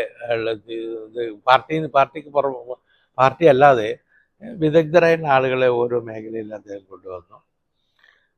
പിന്നെ ട്രേഡ് അങ്ങനെയൊക്കെയുള്ള കാര്യങ്ങളൊക്കെ ഉള്ളത്. ഇപ്പോൾ പിന്നെ ഫോറിൻ റിലേഷൻസ് തന്നെ ചൈനയായിട്ട് കുറേ സൗഹൃദമായിട്ടുള്ള ഇതുണ്ടാക്കിയ അദ്ദേഹമാണ്. നേരത്തെ നമ്മൾ യുദ്ധത്തിന് ശേഷം ചൈനയായിട്ട് ബന്ധമൊന്നുണ്ട്. ഇദ്ദേഹത്തിൻ്റെ സമയത്താണ് ആദ്യമായിട്ട് ചൈനയായിട്ടുള്ള വളരെ അടുത്ത് ഇവിടുന്ന് ഡെലിഗേഷൻ അങ്ങോട്ട് പോവുകയും അദ്ദേഹം അവിടെ സഞ്ചരിക്കുകയും ഒക്കെ ഉണ്ടായിട്ടുള്ളത്. ചൈനയായിട്ടുള്ള ബന്ധം മെച്ചപ്പെടുത്തിയതിൽ വലിയ പങ്ക് രാജീവ് ഗാന്ധിക്കാണ്. രാജീവ് ഗാന്ധി ആയിട്ട് പാകിസ്ഥാനിലേക്ക് യാത്ര ചെയ്തിട്ടുണ്ട്. രാജീവ് ഗാന്ധി സാർക്ക് സമ്മേളനത്തിന് അന്ന് ബേനസീർ ഭൂട്ടോ ആണ് അവിടെ പ്രധാനമന്ത്രി. ആ സമയത്ത് ഒരു സാർക്ക് സമ്മേളനം അവിടെ നടന്നു. അപ്പോൾ സാർക്ക് സമ്മേളനത്തിലെ ഇന്ത്യൻ ഡെലിഗേഷനിൽ അദ്ദേഹത്തിൻ്റെ കൂടെ പത്രത്തിൻ്റെതായിട്ടുള്ള ഒരു ഗ്രൂപ്പ് പോയിട്ടുണ്ടായിരുന്നു. അതിൻ്റെ അകത്ത് ഞാനും പോയിട്ടുണ്ടായിരുന്നു. അപ്പോൾ അദ്ദേഹത്തിന് വലിയ ബഹുമാനമാണ് അന്ന് ബേനസീർ ഭൂട്ടവും പാകിസ്ഥാനും നൽകിയിട്ടുള്ളത്. പൊതുവേ അദ്ദേഹം വെൽ റെസ്പെക്റ്റഡ് ആയിട്ടുള്ള ഒരാളായിരുന്നു. ശരിക്കും പറഞ്ഞാൽ ശുദ്ധനായിരുന്നു. അദ്ദേഹത്തെ ആളുകൾ കളിപ്പിച്ചു എന്നാണ് എനിക്ക് തോന്നുന്നത്. അതാണ് ഈ അബദ്ധങ്ങൾ. പിന്നെ പൊളിറ്റിക്കലായിട്ട് ഒരു പരിചയമില്ല അദ്ദേഹത്തിന് ഉണ്ടായിരുന്നില്ല, ഇൻട്രസ്റ്റ് ഉണ്ടായിരുന്നില്ല അദ്ദേഹത്തിന്. രാഷ്ട്രീയത്തിൽ ഒട്ടും ഒരു ഇൻട്രസ്റ്റ് ഉണ്ടായിരുന്നില്ല. അമ്മയുടെ നിർബന്ധപ്രകാരം അദ്ദേഹം കോൺഗ്രസിൻ്റെ ജനറൽ സെക്രട്ടറി ആയതാണ്. മറ്റേ സഞ്ജയ് ഗാന്ധി മരിച്ചപ്പോൾ ഇന്ദിരാഗാന്ധിക്ക് ഒരാൾ വിശ്വസിക്കാനൊരാൾ, ആരെയും വിശ്വാസമില്ലാതെ ആയി അവർക്ക്. അപ്പോൾ ഒരാൾ വേണമെന്നുള്ള നിലയിൽ മകൻ വന്നതാണ്. അങ്ങനെ അദ്ദേഹം ഇന്ദിരാഗാന്ധി വധിക്കപ്പെട്ടപ്പം പ്രധാനമന്ത്രി പദവി ഏറ്റെടുക്കാനേ സോണിയാഗാന്ധി വളരെ എതിരായിരുന്നു. അവർ വളരെ വളരെ ശക്തമായി എതിരായിരുന്നു. അവർ ഇദ്ദേഹത്തിൻ്റെ ഒരു പുസ്തകമുണ്ട്, PC അലക്സാണ്ടറുടെ പുസ്തകത്തിൽ സോണിയാഗാന്ധി കരയുന്നതും പിന്നെ ഇവരോടൊക്കെ ആവശ്യപ്പെടുന്നു അദ്ദേഹത്തെ നിർബന്ധിക്കരുത് എന്നൊക്കെ പറയുന്നത് ഈ PC അലക്സാണ്ടറുടെ പുസ്തകത്തിനകത്താണ്. PC അലക്സാണ്ടർ രാജീവ് ഗാന്ധിയുടെ ഇന്ദിരാഗാന്ധിയുടെയും പ്രിൻസിപ്പൽ സെക്രട്ടറി ആയിരുന്നു. അപ്പോൾ അദ്ദേഹത്തിൻ്റെ പുസ്തകത്തിൽ അത് പറയുന്നുണ്ട്. അങ്ങനെ ഒരു ഒട്ടും ഇൻട്രസ്റ്റ് ഇല്ലാതെ, കുടുംബത്തിനും ഇൻട്രസ്റ്റ് ഇല്ലാതെ വന്ന ഒരാൾ മറ്റ് ആളുകളുടെ എന്തോ സ്വാധീനം കൊണ്ടോ ഒക്കെ പല മണ്ടത്തരങ്ങളും ചെയ്തു. പക്ഷെ ആ കൂട്ടത്തിൽ കുറേ നല്ല കാര്യങ്ങളും ചെയ്തു. ഈ സാം പെട്രോയുടെ പോലെയുള്ള ആളുകൾ, അങ്ങനെയുള്ള ആളുകളൊക്കെ ഉള്ളതുകൊണ്ട് കുറച്ച് നല്ല കാര്യങ്ങൾ അദ്ദേഹം ചെയ്തിട്ടുണ്ട്. വലിയ ഇന്ത്യയുടെ വികസനത്തിന് അടിസ്ഥാനപരമായ നീക്കങ്ങൾ, സമീപനങ്ങൾ ഉണ്ടായത് അദ്ദേഹത്തിൻ്റെ കാലത്താണ്. പിന്നെയാണ് നരസിംഹറാവും മറ്റേതൊക്കെ ഉണ്ടായിരുന്നത്. രാജീവ് ഗാന്ധി വധിക്കപ്പെട്ടല്ലോ ശ്രീപെരുമ്പത്തൂരിൽ ഈ ശ്രീലങ്കൻ തമിഴ് ടെററിസ്റ്റുകളുടെ ആക്രമണമുണ്ട്. അതൊരു അപ്പോൾ ആ സമയത്ത് എലക്ഷൻ്റെ നടുവിലാണ്, 91 എലക്ഷൻ്റെ നടുവിൽ വെച്ചിട്ടാണ് അത് ഉണ്ടാകുന്നത്. അതായത് ഒരു ഭാഗം എലക്ഷൻ കഴിഞ്ഞിട്ടുണ്ട്, അദ്ദേഹം മരിക്കുന്നതിന് മുമ്പ്, പിന്നെ ബാക്കി ഭാഗമുണ്ട്. അതിനിടയിലാണ് മരിച്ചത്. അപ്പം മരിച്ചപ്പം ആര് അടുത്ത കോൺഗ്രസ് പ്രസിഡന്റ് ആവും? പ്രധാനമന്ത്രിയല്ല, കോൺഗ്രസ് പ്രസിഡന്റ്. അന്ന് കോൺഗ്രസ് ഔട്ടാണ്, അല്ല കോൺഗ്രസ് അധികാരത്തിലില്ല. അന്ന് അതായത് ചന്ദ്രശേഖർ ആണ് പ്രധാനമന്ത്രി ആയിരുന്നത്. ചന്ദ്രശേഖർ രാജിവെച്ചിട്ട് നടക്കുന്ന ഇലക്ഷനാണ്. അപ്പോൾ ആ ഘട്ടത്തിൽ കോൺഗ്രസ് അധികാരത്തിലല്ല. പക്ഷെ കോൺഗ്രസ് പ്രസിഡന്റ്, കോൺഗ്രസിനെ മുന്നോട്ട് കൊണ്ടുപോകാൻ ആൾ വേണ്ടേ? കോൺഗ്രസ് പ്രസിഡന്റ് വേണമല്ലോ. മരിച്ചല്ലോ രാജീവ് ഗാന്ധി മരിച്ചല്ലോ. അപ്പോൾ ഇവരെല്ലാം കൂടെ കോൺഗ്രസ് വർക്കിംഗ് കമ്മിറ്റി ചേർന്നിട്ട് സോണിയാഗാന്ധിയെ കോൺഗ്രസ് പ്രസിഡന്റ് ആക്കാൻ ഐക്യകണ്ഠേന ഒരു എതിർപ്പില്ലാതെ തീരുമാനിച്ചു.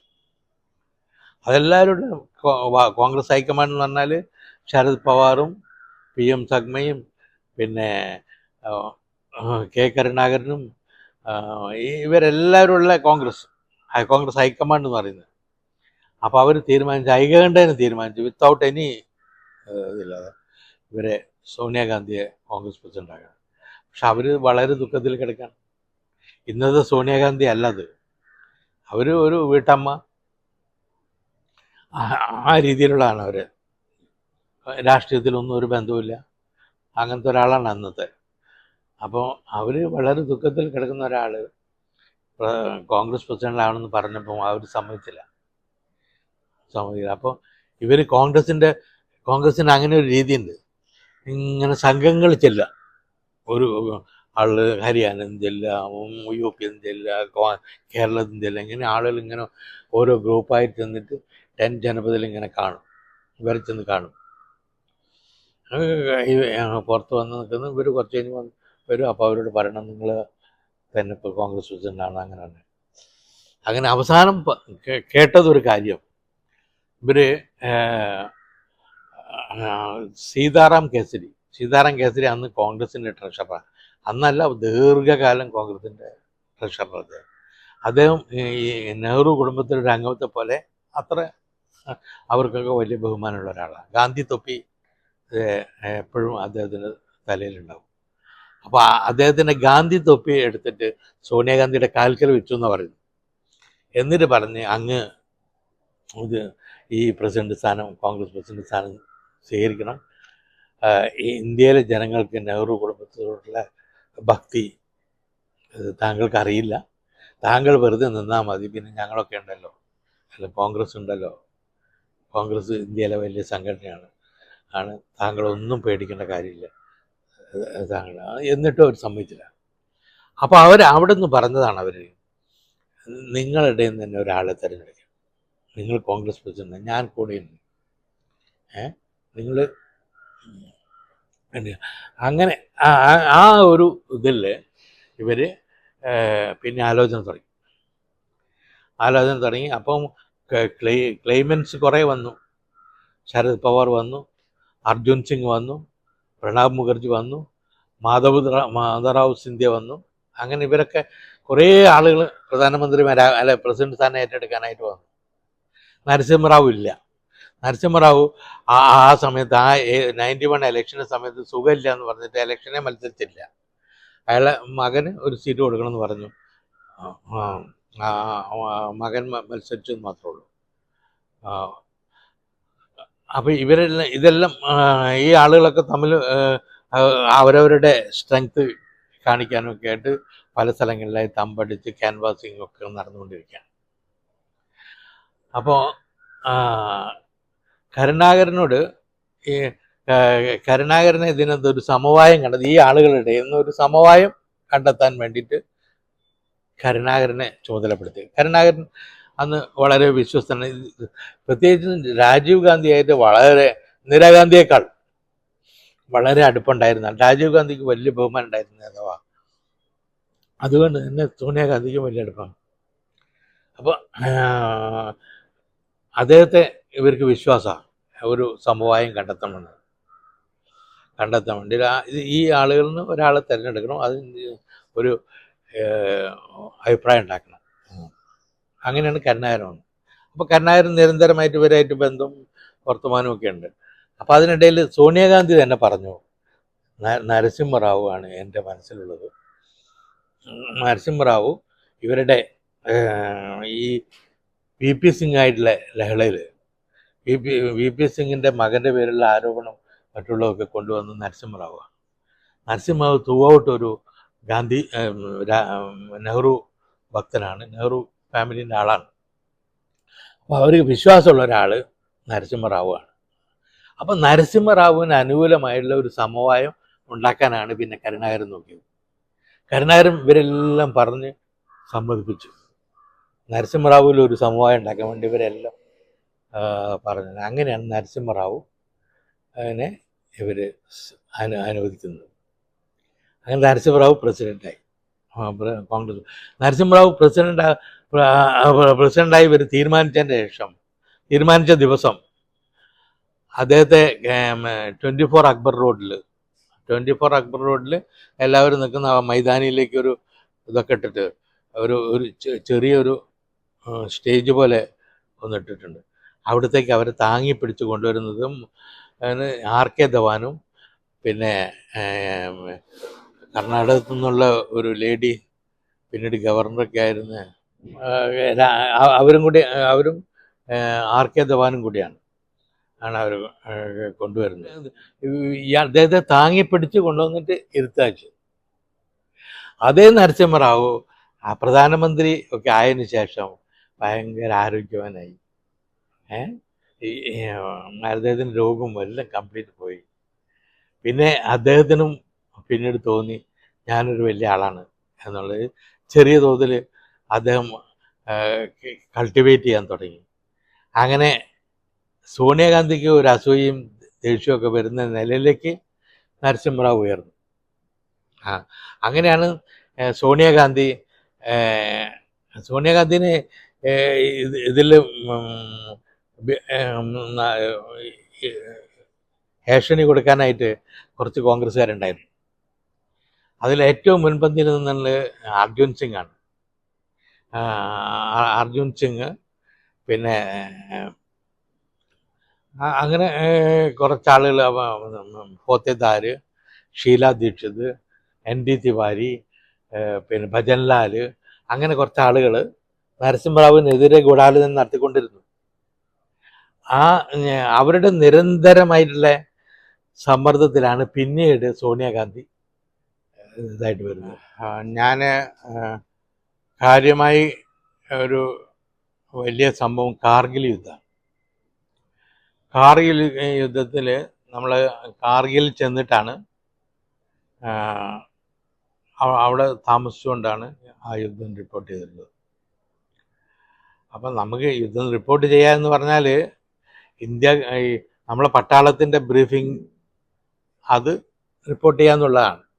പിന്നെ അവിടുത്തെ അന്തരീക്ഷവും എങ്ങനെയൊക്കെയാണെന്നുള്ളത് റിപ്പോർട്ട് ചെയ്യാന്നുള്ളതാണ്.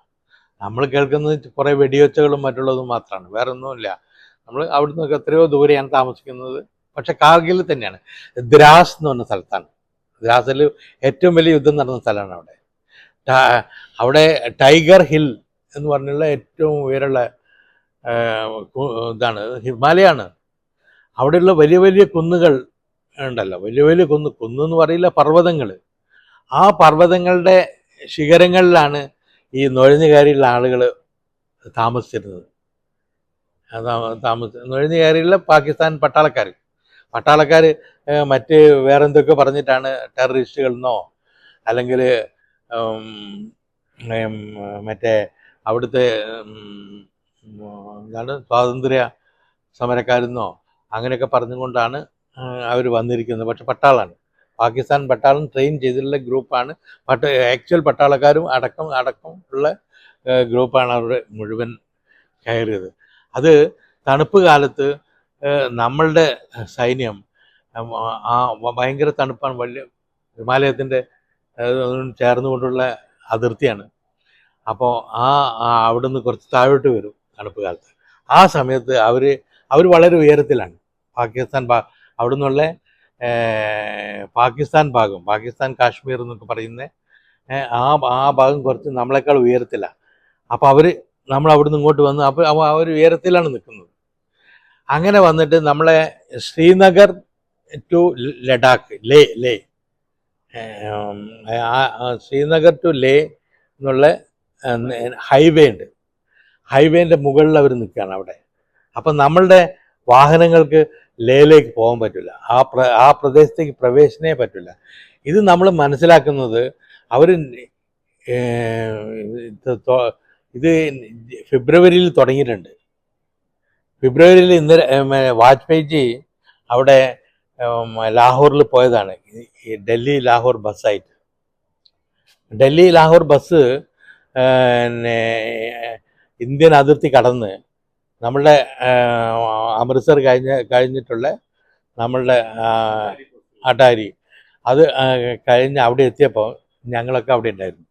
ഞങ്ങൾ അതർ സൈഡ് ഓഫ് പാകിസ്ഥാനിൽ ലാഹോറിൻ്റെ ഭാഗത്ത്, പാകിസ്ഥാൻ അതിർത്തിയിൽ അവിടെ ഉണ്ടായിരുന്നു ഈ ബസ് കടന്നു വരുന്നേരം. അപ്പോൾ ഈ ബസ്സിനകത്ത്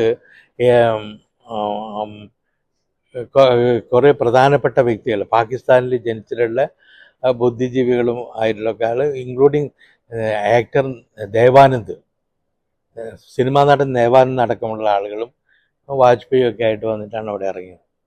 അവിടെ ഇറങ്ങിയ സമയത്ത് ഞങ്ങളൊക്കെ അവിടെ ഉണ്ട്. നവാസ് ഷെരീഫ് വരെ വാജ്പേയിയെ സ്വീകരിക്കാനായിട്ട് അതിർത്തിയിൽ വന്നിട്ടുണ്ട്. അപ്പോൾ ദേവാനന്ദ് ഇറങ്ങിയ പാഠം എന്താ ചെയ്തതെന്ന് വെച്ചാൽ, ദേവാനന്ദ് അവിടെ ജനിച്ചാളാണ്. ദേവാനന്ദ് ആ ഭൂമി ചുംബിക്കുക ചെയ്തു കിടന്നിട്ട്. അതുപോലെ പല ആളുകളും അവിടെ എന്തെങ്കിലും വലിയ വലിയ ആളുകൾ ഈ കാറിൻ്റെ അകത്തുണ്ട്, അല്ല ഈ ബസ്സിലുണ്ടായിരുന്നു. അതുപോലെ തന്നെ അദ്ദേഹം വാജ്പേയിയെ കെട്ടിപ്പിടിച്ചിട്ടാണ് സ്വീകരിക്കുന്നത്. അത് നടക്കുമ്പോൾ ഇവിടെ മറ്റേ കാർഗിൽ ഇവർ നുഴഞ്ഞു കയറിക്കൊണ്ടിരിക്കുകയാണ്. നമ്മൾ സേന താഴോട്ട് വന്നിരുന്നു, ആ തണുപ്പ് സമയമായതുകൊണ്ട്, ഫെബ്രുവരിയിലാണേ. അപ്പോൾ നമ്മൾ ഇത് നടന്ന വിവരം നമ്മൾ അറിയുന്നത് ഫെബ്രുവരി മാർച്ചിലാണെന്ന് തോന്നുന്നു. മാർച്ച് ഇത് ജൂണിലോ ഈ യുദ്ധം തീരുന്നുള്ളൂ. അപ്പം ആദ്യം നമ്മൾ കേട്ടത് എന്താണെന്ന് വെച്ചാൽ ഈ ആട്ടിടയന്മാർ, അങ്ങനെ കുറേ ഗ്രൂപ്പുകൾ വന്നതാണ് എന്നാണ് ആദ്യം കേട്ടത്. പിന്നെ ആട്ടിടയന്മാരാണ് പറയുന്നത് ഇങ്ങനെ കുറേ ആളുകൾ ഇങ്ങനെ പാകിസ്ഥാൻ പട്ടാളക്കാരും ഒക്കെ ആയിട്ടുള്ള ആളുകൾ ഇവിടെ തമ്പടിച്ചിട്ടുണ്ടെന്നുണ്ട്.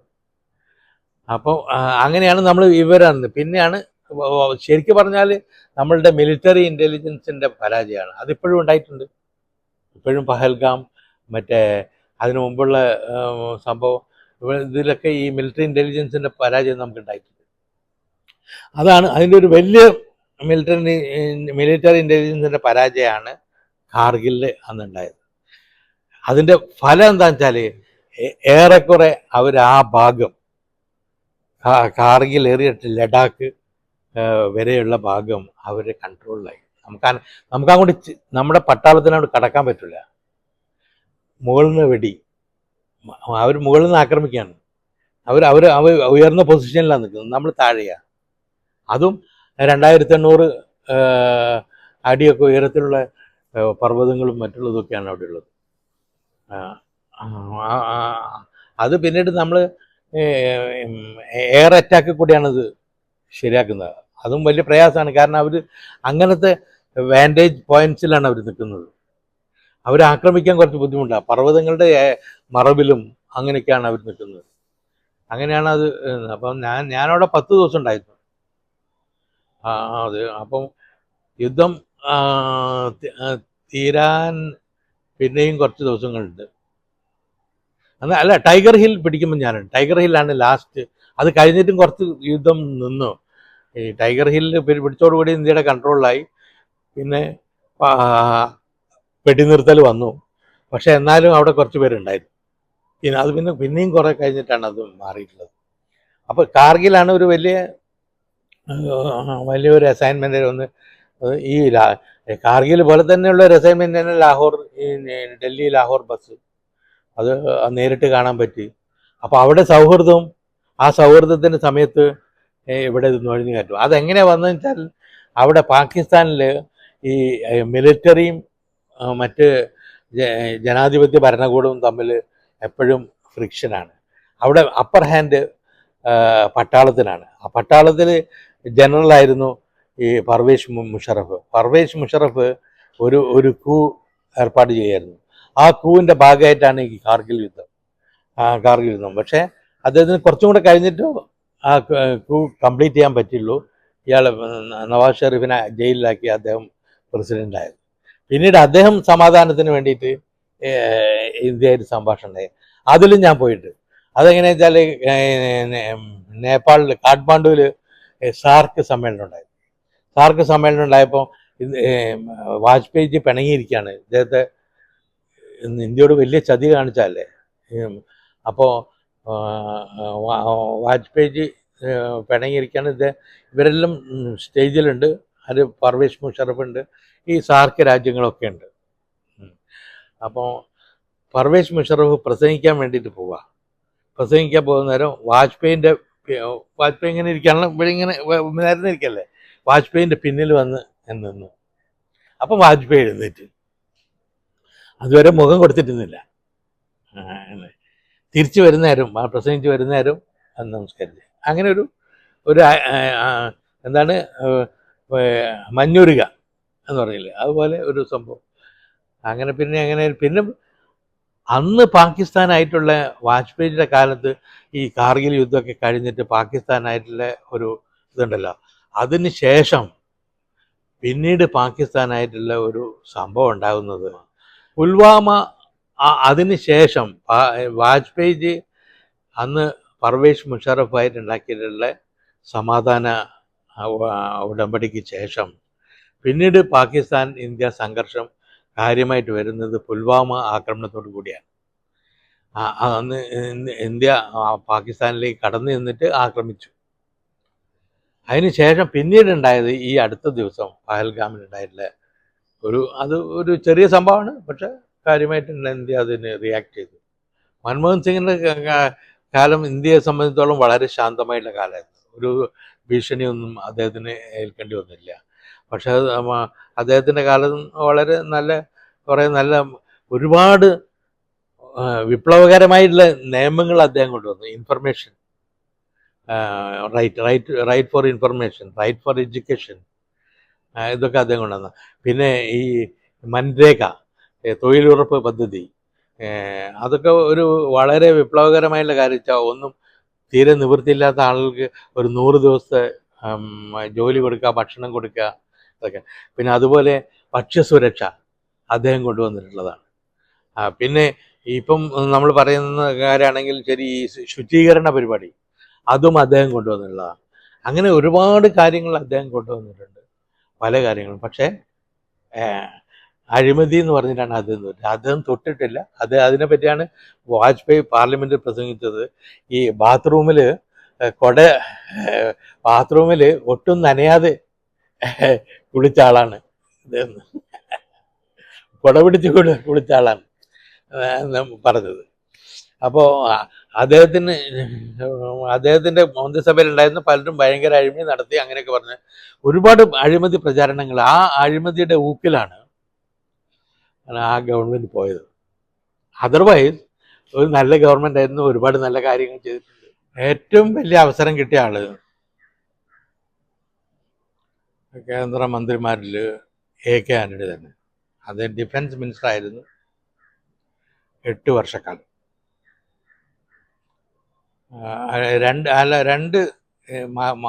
മൻമോഹൻ സിംഗിൻ്റെ 2 ടേമിലും അദ്ദേഹം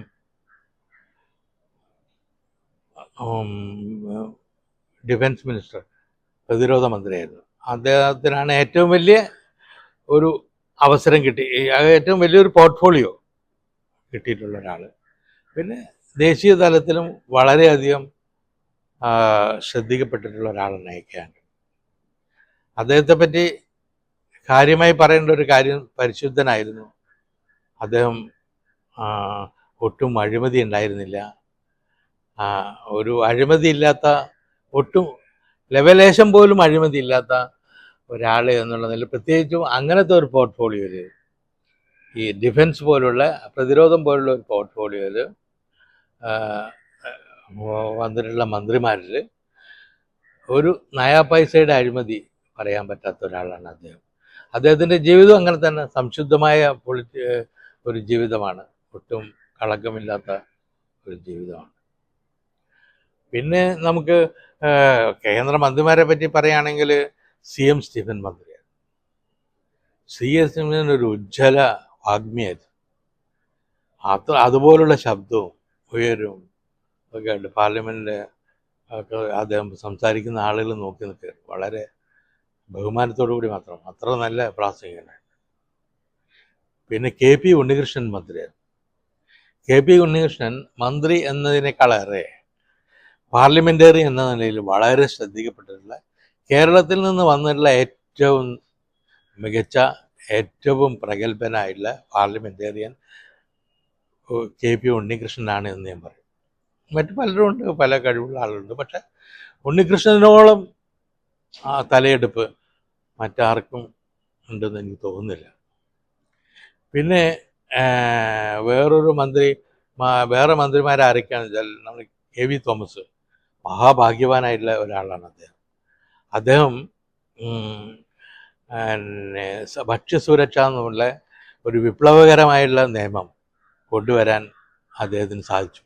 അതൊരു വലിയ ഭാഗ്യം തന്നെയാണ്. അദ്ദേഹത്തിൻ്റെ ആ നിലയിലുള്ള കോൺട്രിബ്യൂഷൻ നമുക്ക് മറക്കാൻ പറ്റില്ല.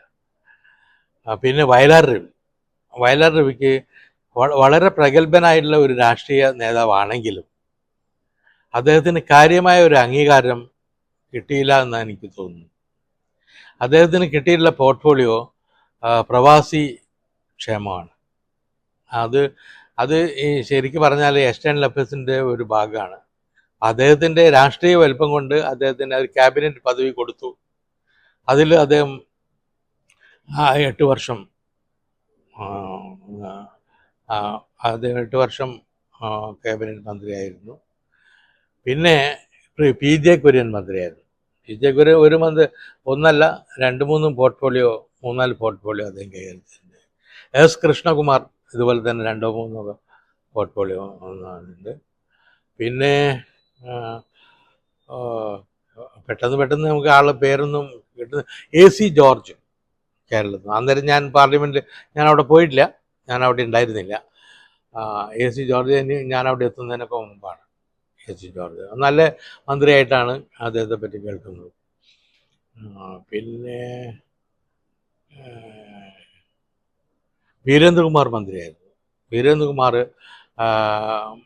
ആദ്യം അദ്ദേഹം ഫൈനാൻസ് സഹമന്ത്രിയായിരുന്നു. പിന്നീട് അദ്ദേഹം തൊഴിൽ മന്ത്രിയായിരുന്നു. തൊഴിൽ ഇൻഡിപെൻഡൻറ്റ് പോർട്ട്ഫോളിയോ, അതായത് അതിൻ്റെ ക്യാബിനറ്റിൽ പോകാൻ അദ്ദേഹത്തിൻ്റെ പോർട്ട്ഫോളിയോ ചർച്ച ചെയ്യുമ്പോൾ ഇൻഡിപെൻഡൻറ്റ് മന്ത്രി. അപ്പോൾ അദ്ദേഹം കാര്യമായിട്ടുള്ള ഒരു മന്ത്രിയായിരുന്നു. ഡൽഹി കത്ത് ആയിരുന്നില്ല, ആദ്യം ചെങ്കോട്ടയ്ക്ക് ചുറ്റും എന്നുള്ള ഒരു കോളായിരുന്നു എൻ്റെ. അത് ഞാൻ ബ്യൂറോ ചീഫ് ആകുന്നതിന് മുമ്പാണ് ചെങ്കോട്ടയ്ക്ക് ചുറ്റും എന്നുള്ളത്. അത് പിന്നീട് 92 അത് ഡൽഹി കത്ത് എന്നുള്ള നിലയിലാണ് ശ്രദ്ധിക്കപ്പെട്ടത്. അത് ഒന്നുമില്ല, ഈ ആനുകാലിക സംഭവങ്ങൾ, രാഷ്ട്രീയം മാത്രമല്ല എല്ലാ കാര്യങ്ങളും അതിനകത്ത് വരുന്നുണ്ട്. കാര്യമായും പൊളിറ്റിക്കൽ റിപ്പോർട്ടിംഗ് ആണത്. അത് 25 കൊല്ലത്തോളം അത് നീണ്ടു നിന്നു. പിന്നെ അത് കഴിഞ്ഞിട്ട് പിന്നെ അത് നിർത്തി, ഞാനായിട്ട് നിർത്തിയാണ്. അപ്പം കാരണം എന്ന് വെച്ചാൽ അങ്ങനെ ഒരു കോൾ എഴുതണമെങ്കിൽ നമ്മൾ വളരെ സജീവമായിട്ട് മാധ്യമ പ്രവർത്തന രംഗത്തുണ്ടാവണം. ഞാൻ 2015 ശേഷം അത്ര സജീവമായിട്ട് ഈ മാധ്യമ പ്രവർത്തനത്തിലില്ല. നമ്മളെല്ലാ സ്ഥലത്തും ഒന്നുമില്ല.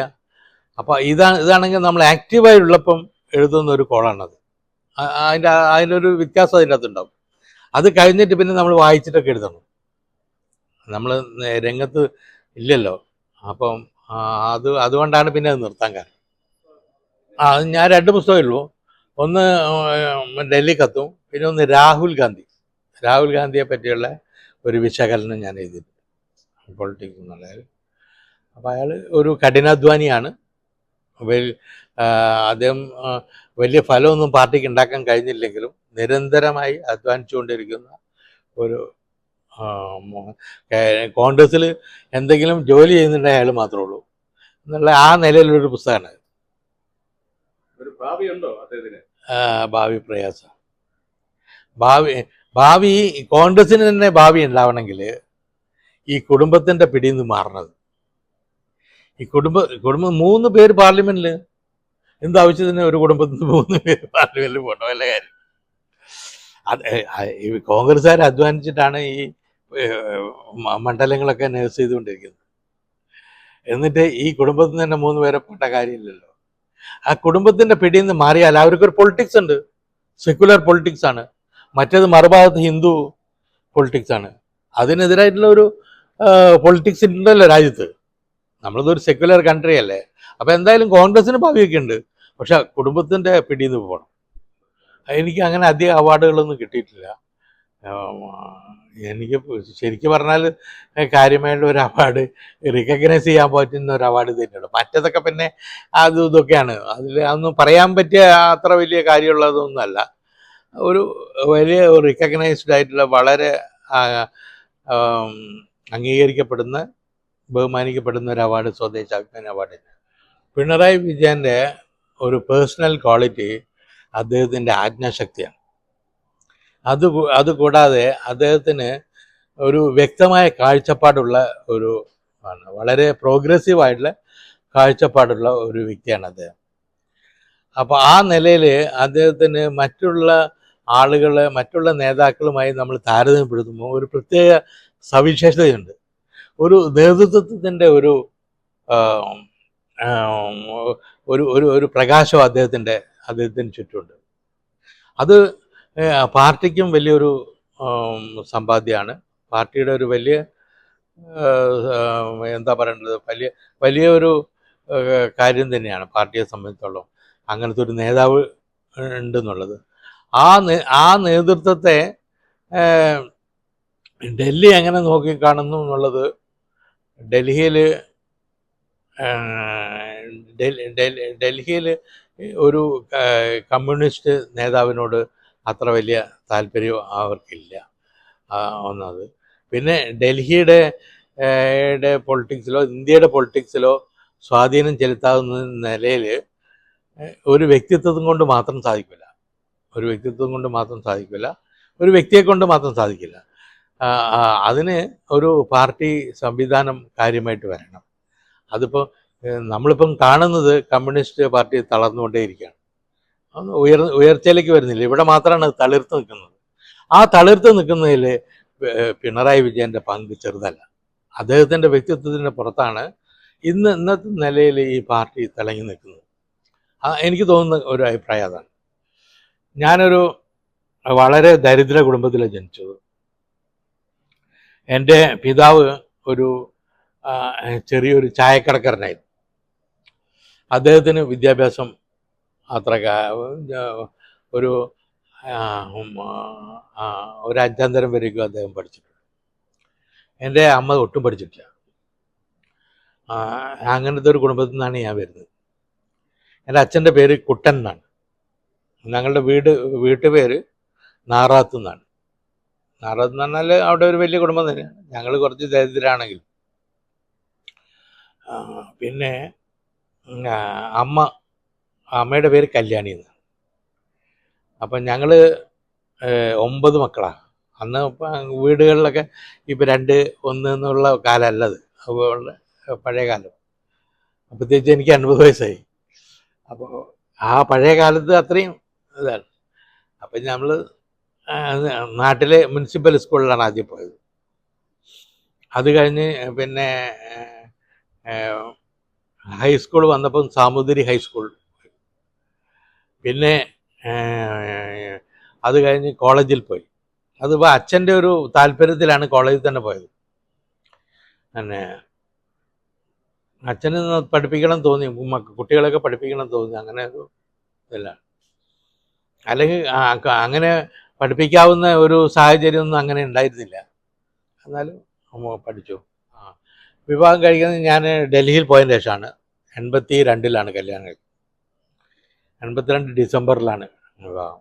അത് വൈഫ് ഒരു ആയുർവേദ ഡോക്ടറാണ്, ആയുർവേദ MD ആണ്.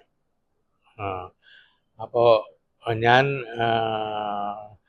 കല്യാണം കഴിക്കുന്ന സമയത്ത് പിന്നെ അവിടെ നാഗർകോവിൽ വർക്ക് ചെയ്യാണ് വൈഫ്.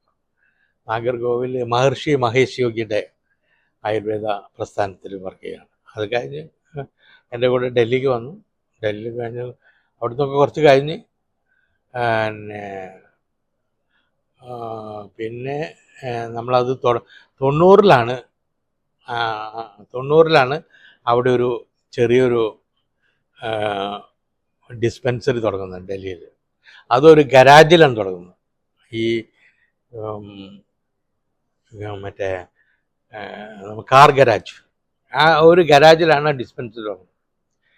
പിന്നെ അത് പിന്നെ അത് കഴിഞ്ഞിട്ട് ഒരു കൊല്ലം കഴിയുമ്പോഴേക്കും നമ്മൾ വേറൊരു സഫ്ദർജംഗ് എൻക്ലേവിലൊരു കെട്ടിടം, ഒരു കെട്ടിടം വാടകയ്ക്കെടുത്ത് എന്നിട്ട് അവിടെ പ്രാക്ടീസിന് അവിടെ ചെറുതായിട്ട് ചികിത്സയും തുടങ്ങി. അതായത് അതൊരു ഇനി കിടത്തി ചികിത്സിക്കാവുന്ന ഒരു സ്ഥലം ആയി. പിന്നെ ഒരു കൊല്ലം കൂടെ കഴിഞ്ഞപ്പോൾ അപ്പോൾ ആ സമയമൊക്കെ ആയപ്പോൾ പലരും വന്നു. KR നാരായണൻ വന്നു അവിടെ ചികിത്സിക്കുന്നത്. അവിടെ കിടന്നിട്ടല്ല, കിടക്കാതെ കിടക്കാൻ അവിടുത്തെ ഒരു രീതി എങ്ങനെയാണെന്ന് വെച്ചാൽ അവിടെ വന്നിട്ട് ചികിത്സയൊക്കെ ഉണ്ട്. ഇവർ താമസിക്കുന്നത് വല്ല ഹോട്ടലിലോ അല്ലെങ്കിൽ അവർ വേറെ ഏതെങ്കിലും സ്ഥലങ്ങളിലൊക്കെ ആയിരിക്കും. അങ്ങനെയാണ് അവിടുത്തെ രീതി. ഇപ്പോഴും അങ്ങനെ തന്നെയാണ്. ഒരു ദിവസം 50-60 പേരൊക്കെ ചികിത്സയുണ്ട് അവിടെ. പക്ഷേ അധികം അവിടെ താമസിക്കുന്നില്ല. ഞങ്ങൾക്ക് അവിടെ റൂം കുറവാണ്. അപ്പം കുറച്ച് പേരൊക്കെ റൂമിൽ നിന്ന് പുറത്തുനിന്നുള്ള ആൾ വരുന്നുണ്ട്. ഇന്ത്യക്ക് പുറത്തുനിന്നുള്ള ആളുകൾ യൂറോപ്പിൽ നിന്നും ഈസ്റ്റ് യൂറോപ്പിൽ നിന്നും അമേരിക്കയിൽ നിന്നും ഒക്കെയുള്ള ആളുകൾ വരുന്നു. ഗൾഫിൽ നിന്നുള്ള ആളുകൾ വരുന്നുണ്ട്. അങ്ങനെ കുറേ പേര് പുറത്തുനിന്നൊക്കെ ധാരാളം ആളുകൾ വരുന്നുണ്ട്. അത്ര കാര്യമായിട്ടില്ല, എന്നാലും പുറത്തുനിന്നുള്ള ആളുകളുണ്ട്. അപ്പോൾ വൈഫിൻ്റെ പേര് ഡോക്ടർ സുധ എന്നാണ്. ഡോക്ടർ സുധ അശോകൻ എന്നാണ് ഇപ്പം അറിയപ്പെടുന്നത്. മൂത്ത മകൻ്റെ പേര് അക്ബർ എന്നാണ്, അക്ബർ അശോകൻ. രണ്ടാമത്തെ മകൻ്റെ പേര് ഭരത് അശോകൻ, ഭരത് എന്നാണ് പേര്, ഭരത് അശോകൻ. മരുമക്കള് മൂത്ത മരുമകളുടെ, അതായത് മൂത്ത മകൻ്റെ ഭാര്യയുടെ പേര് ഉമാ നടരാജൻ എന്നാണ്. അവിടെ ഒരു IT ഇതാണ്, ഒരു ഫോറിൻ കമ്പനി ഡയറക്ടറാണ്. പിന്നെ രണ്ടാമത്തെ മകൻ ഭരത് അശോകൻ്റെ ഭാര്യ പഞ്ചാബി ആണ്. അവൾ ഗരിമ. അവൾ ഫാഷൻ ടെക്നോളജി. അപ്പോൾ അവൾ സ്വന്തം സ്ഥാപനമൊക്കെ ഉള്ളതാണ്. ഡൽഹിയിൽ സഫ്ദർജംഗ് എൻക്ലേവിൽ, സഫ്ദർജംഗ് എൻക്ലേവ് എന്ന് പറഞ്ഞാൽ സഫ്ദർജംഗ് ഹോസ്പിറ്റൽ ഉണ്ട് അവിടെ, പ്രസിദ്ധമായിട്ടില്ല. AIMSൻ്റെ ഓപ്പോസിറ്റ് സഫ്ദർജംഗ് എൻക്ലേവിന്, സഫ്ദർജംഗ് ഹോസ്പിറ്റലിന് അടുത്ത് തന്നെ സഫ്ദർജംഗ് എൻക്ലേവ് ഉണ്ട്. ആ സഫ്ദർജംഗ് എൻക്ലേവിൽ ഒരു കോളനി ഉണ്ട്, A2 കോളനി. അതിലാണ് താമസം. A248 എന്ന് പറയും, അതിലാണ് താമസം.